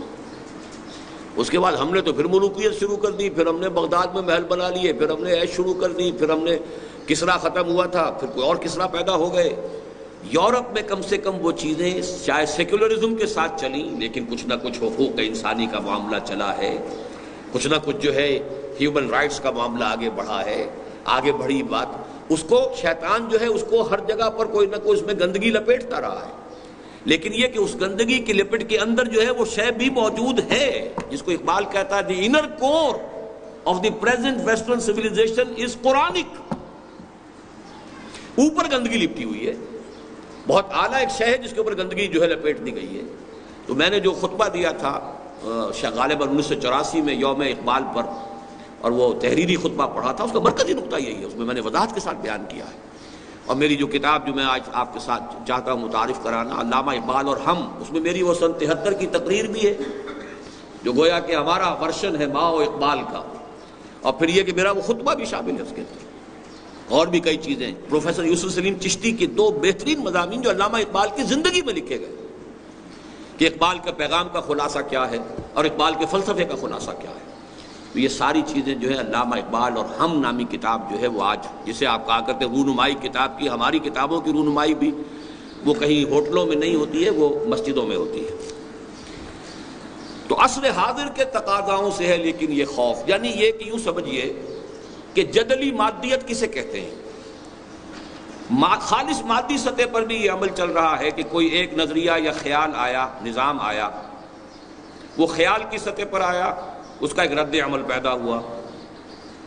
اب وہ عمل اور رد عمل، تھیسس اور اینٹی تھیسس نے جڑ کر ایک نئی شکل اختیار کر لی، اور وہ یقیناً پہلے سے بہتر ہے. لیکن چونکہ ہدایت آسمانی کے تابع نہیں ہے لہذا کسی اور اعتبار سے اس میں خرابی پیدا ہو گئی. اب وہ خرابی پھر اپنے انڈے بچے دے گی، اب یہ تھیسس بن کر اینٹی تھیسس کو جنم دے گا، اینٹی تھیسس پھر ٹکرائے گا، پھر آگے بڑھیں گے، پھر ایک قدم اوپر جائے گا معاملہ. تو یہ خود ڈائلیکٹیکل میٹیریلزم جو ہے رفتہ رفتہ اقبال کہہ رہا ہے یہ تو اس قریب آ گیا ہے کہ ہو نہ جائے آشکارا شرع پیغمبر کہیں. they have come very near. مجھے یہاں وہ لطیفہ یاد آ گیا ہے کہ ایک انگریز ڈی سی کے بارے میں واقعہ بیان ہوا ہے یہ کہ اس کو کسی نے، انگریز زمانے میں ڈپٹی کمشنر ہوتے تھے، کسی نے نیٹو نے یہاں کے کوئی رشوت پیش کی، اس نے ڈانٹ دیا بہت کہ نہیں غلط کام، میں یہ رشوت نہیں لیتا. اس پیش کرنے والے نے کچھ اور رقم بڑھا دی، کچھ اور رقم بڑھا دی، کئی مرتبہ رقم بڑھتے بڑھتے اس جگہ آ گئی کہ اب اس نے کہا گیٹ آؤٹ، فوراً نکل جاؤ یہاں سے، اس لیے کہ اب تم میری قیمت کے قریب پہنچ گئے ہو.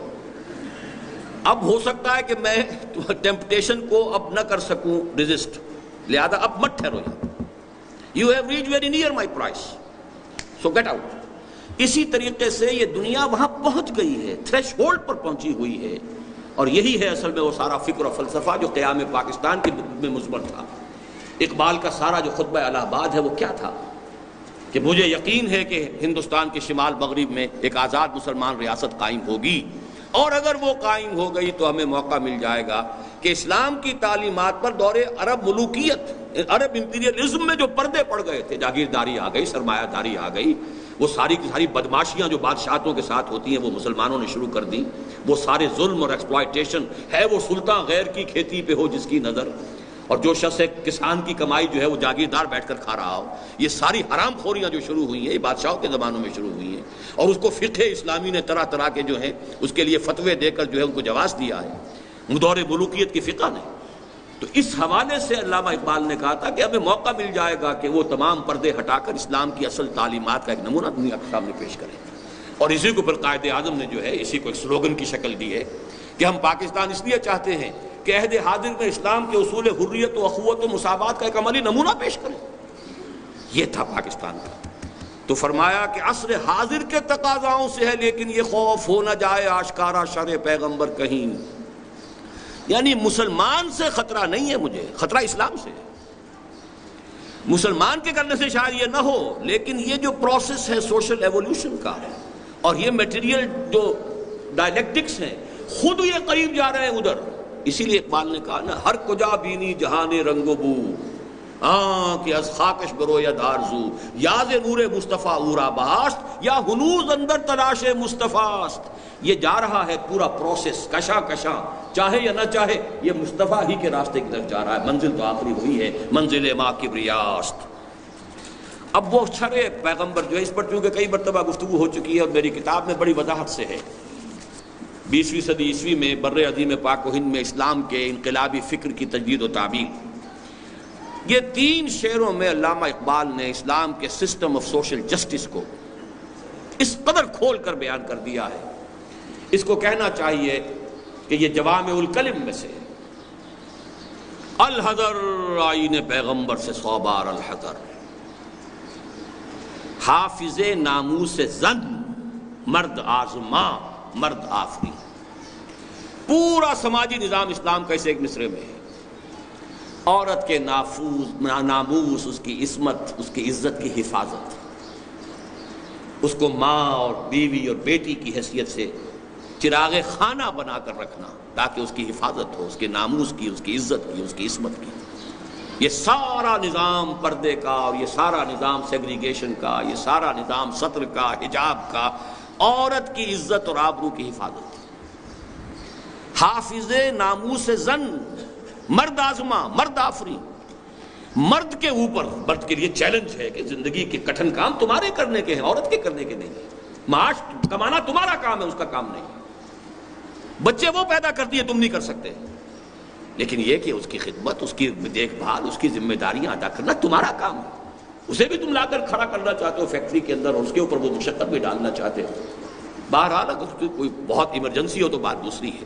مرد آزما مرد آفری، جو بھی مردانگی کے اوصاف ہیں وہ پیدا ہونے چاہیے۔ مرد کو اپنے حصے کا کام کرنا چاہیے، عورت کو اپنے حصے کا کام کرنا چاہیے۔ موت کا پیغام ہر نوع غلامی کے لیے۔ نوٹ کر دیجئے کہ سب سے پہلی جو خرابی بیان کی گئی تھی غلامی، اور پہلے مشیر نے بھی یہ کہا تھا، ہوئے غلامی میں پختتر اس سے ہوئے غلامی میں عوام۔ اور میں وہ نظم بھی آپ کو بتا چکا ہوں، آہ ظالم تو جہاں میں بندہ محکوم تھا، میں نہ سمجھی تھی کہ ہے کیوں خاک میری سوزناک، الحذر محکوم کی میت سے 100 بار الحذر۔ یہ الفاظ وہاں بھی الحذر کے ساتھ اس نظم کے اندر بھی، محکوم کی میت سے 100 بار الحذر۔ کوئی کسی غلام کی میت جو ہے میری گود میں نہیں آنی چاہیے، نہ کوئی فغفور و خاقہ نہ گدائے رہنشین۔ موت کا پیغام ہر نوع غلامی کے لیے۔ کونوا عباد اللہ اخوانا، حاکمیت اللہ کے لیے ہے، تم تو سب کے سب بندے ہو، غلام ہو، اللہ کے بندے بن جاؤ، غلام بن جاؤ۔ تیسری بات کرتا ہے دولت کو ہر آلودگی سے پاک و صاف۔ آلودگی سے پاک و صاف کیسے ہوگا؟ حرام سے نہ کمائی گئی، سود سے نہ کمائی گئی، زمینداری سے اور جاگیرداری سے نہ کمائی گئی، جوئے اور سٹے سے نہ کمائی گئی۔ دولت جو ہے یہ تو پھر آلودگی ہے، یہ تو ناپاک دولت ہے۔ پہلی بات تو یہ کہ جو آ رہا ہے وہ پاک ہو، کرتا ہے دولت کو ہر آلودگی سے پاک و صاف، اور منعموں کو مال و دولت کا بناتا ہے امین، کہ تمہارے پاس اس آلودگی سے پاک و صاف دولت بھی جو آئی ہے اسے اپنے ملکیت نہ سمجھو، امانت سمجھو کہ یہ اللہ کی امانت ہے تمہارے پاس، اس میں سے جو تمہاری ضروریات ہیں وہ تمہارا حق ہے، اور جو زیادہ زائد ہے وہ دوسروں کا حق ہے۔ فی اموالہم حق للسائل والمحروم۔ اسی لیے یسألونک ماذا ينفقون قل العفو۔ اس سے بڑھ کر اور کیا فکر و عمل کا انقلاب؟ بادشاہوں کی نہیں، اللہ کی ہے یہ زمین۔ سارا امپیریلزم اور ملوکیت اور جاگیرداری، اور در حقیقت جاگیرداری ملوکیت کے پاؤں ہوتے ہیں۔ جیسے کنسلا ہوتا ہے، اس کے سینکڑوں پاؤں ہوتے ہیں، تو ایک بادشاہ کے سینکڑوں پاؤں ہوتے ہیں جاگیردار جو ہے۔ چشم عالم سے رہے پوشیدہ یہ آئیں تو خوب۔ یہ غنیمت ہے کہ خود مومن ہے محروم یقین، غنیمت ہے ابھی یہ۔ مومن کو اپنی دولت کا پتہ ہی نہیں ہے، اسے یقین ہی نہیں ہے، وہ دوسروں کے پیچھے مارا مارا پھر رہا ہے۔ وہ ثقافت مانگتا ہے کہیں ہندوستان سے اور کہیں انگلستان سے، وہ کوئی نظام مانگتا ہے تو کبھی مانگتا ہے روس سے اور کبھی مانگتا ہے امریکہ سے، اس کے پاس اسے معلوم ہی نہیں، محروم یقین ہے، اس کے پاس جو کچھ ہے اسے اس کا شعور نہیں، اسے اس کی حیثیت نہیں معلوم ہے۔ یہی بہتر الہیات میں الجھا رہے، یہ کتاب اللہ کی تعویلات میں الجھا رہے۔ یہ لگا رہے الہیات کے جو مسئلے ہیں، فلسفیانہ مسئلے ہیں، اور کتاب اللہ کی تعویلات آگے پیچھے۔ اب اس ایک شعر کی جو ہے یہ گویا کہ اگلی بند میں، آخری بند میں شرح ہے۔ توڑ ڈالیں جس کی تکبیریں طلسم شش جہات، ہو نہ روشن اس خدا اندیش کی تاریک رات۔ یہ آخری اب اس کی ہدایات ہیں اپنے ان تمام جو بھی اس کے مرید ہیں اور جو مشیر ہیں۔ پہلا کام تو یہ ہے اس مسلمان اللہ سے ڈرنے والے مسلمان کی رات تاریک ہی رہنی چاہیے، ہو نہ روشن اس خدا اندیش کی تاریک رات۔ اور وہ کس طرح تاریک ہوگی؟ ان مسائل میں الجھاؤ۔ یہ مسائل وہ ہیں جو غلام احمد قادیانی نے اٹھائے تھے اور جس کے اندر ایک بڑا طوفان اس ملک کے اندر جو ہے برپا ہو گیا تھا۔ ابن مریم مر گیا یا زندہ جاوید ہے؟ حضرت مسیح علیہ السلام کا انتقال ہو گیا یا یہ کہ وہ زندہ آسمان پر اٹھا لیے گئے؟ اس پہ طوفان بحثیں شروع ہو گئیں۔ ظاہر بات ہے جو ریشنلسٹ تھے، جو سائنٹیفک اور سائنٹیفک ریشنلزم بھی نیوٹن کے دور کا، نیوٹونین فزکس کا، وہ سب بہہ گئے اس کے اندر۔ ابن مریم مر گیا یا زندہ جاوید ہے؟ یہ تو اور ایک قدیم مسئلہ ہے، صفات ذات حق حق سے جدا یا عین ذات۔ یہ پرانا علم کلام کا مسئلہ لا ینحل، لیکن اس کی شرح کا ایک موقع نہیں ہے۔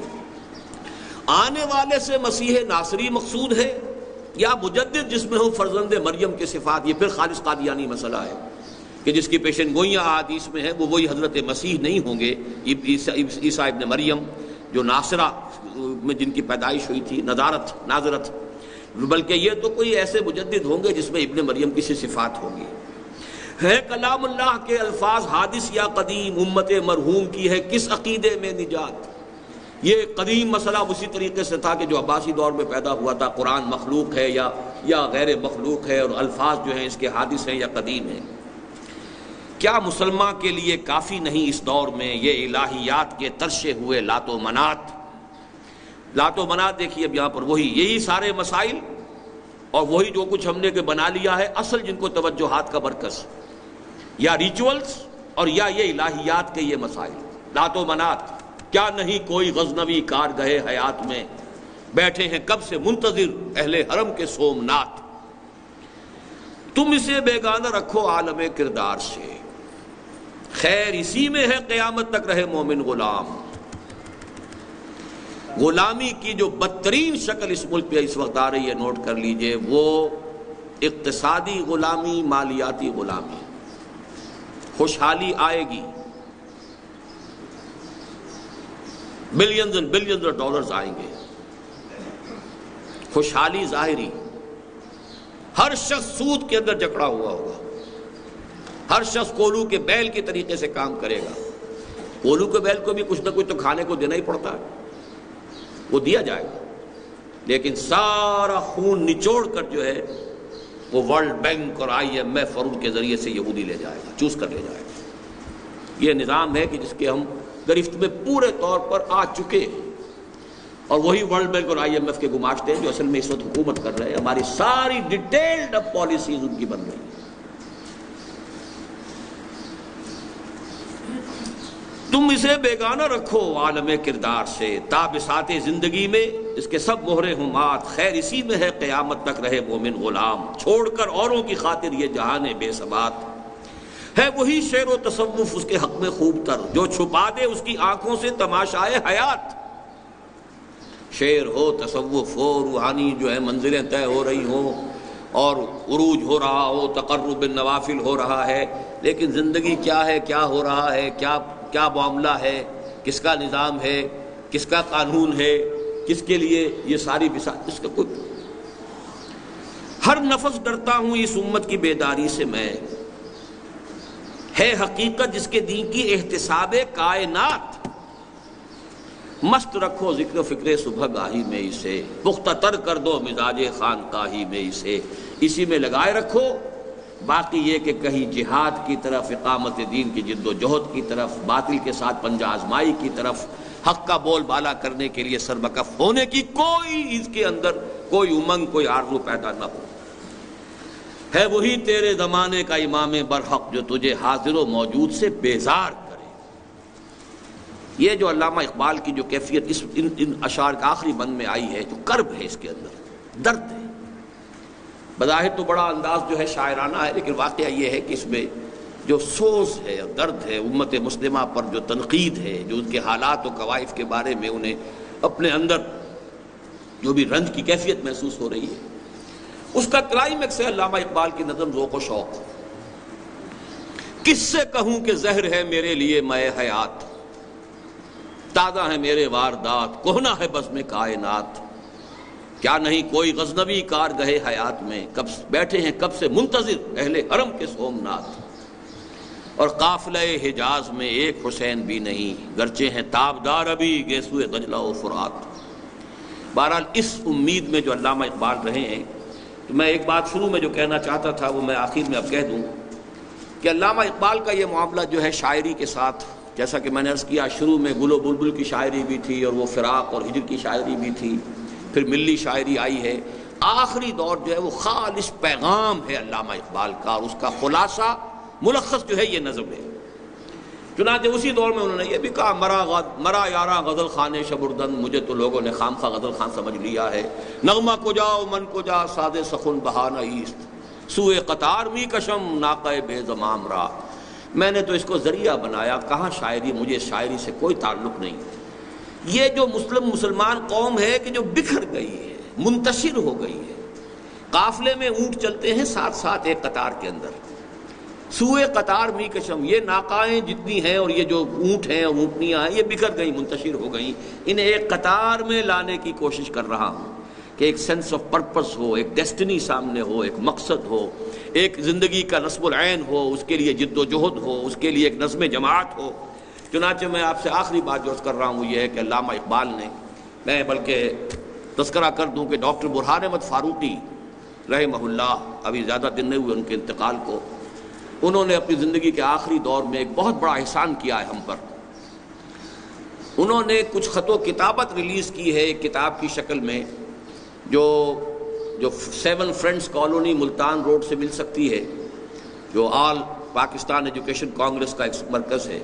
اس سے ثابت ہوا ہے کہ بالکل انہی ایام میں جبکہ علامہ اقبال نے یہ نظم کہی ہے، وہ بیعت کے اصول پر ایک خالص دینی جماعت بنانے کی تیاری کر رہے تھے. یعنی مسلم لیگ کے لیے جو کام کیا انہوں نے، جس نہج پر کیا، وہ سب کو معلوم ہے. لیکن وہ خط و کتابت جو ہوئی ہے اس کے لیے باقاعدہ بیعت نامہ تیار ہو گیا ہے اور اس کے لیے سارے میدان ہموار ہو چکا تھا. لیکن بعد میں کچھ اپنے ساتھیوں کی طرف سے ان کی کم ہمتی سے بددل ہو کر وہ بات رہ گئی. لیکن وہ پوری تفصیل کہ سوئے قطار بھی کشم ناقہ بے زمام را، کہ بیعت کی بنیاد پر، اور خاص طور پر نفی کی ہے یہ جمہوری ادارے اور اس طرح کی جماعتیں بنانا، یہ بالکل غلط کام ہے.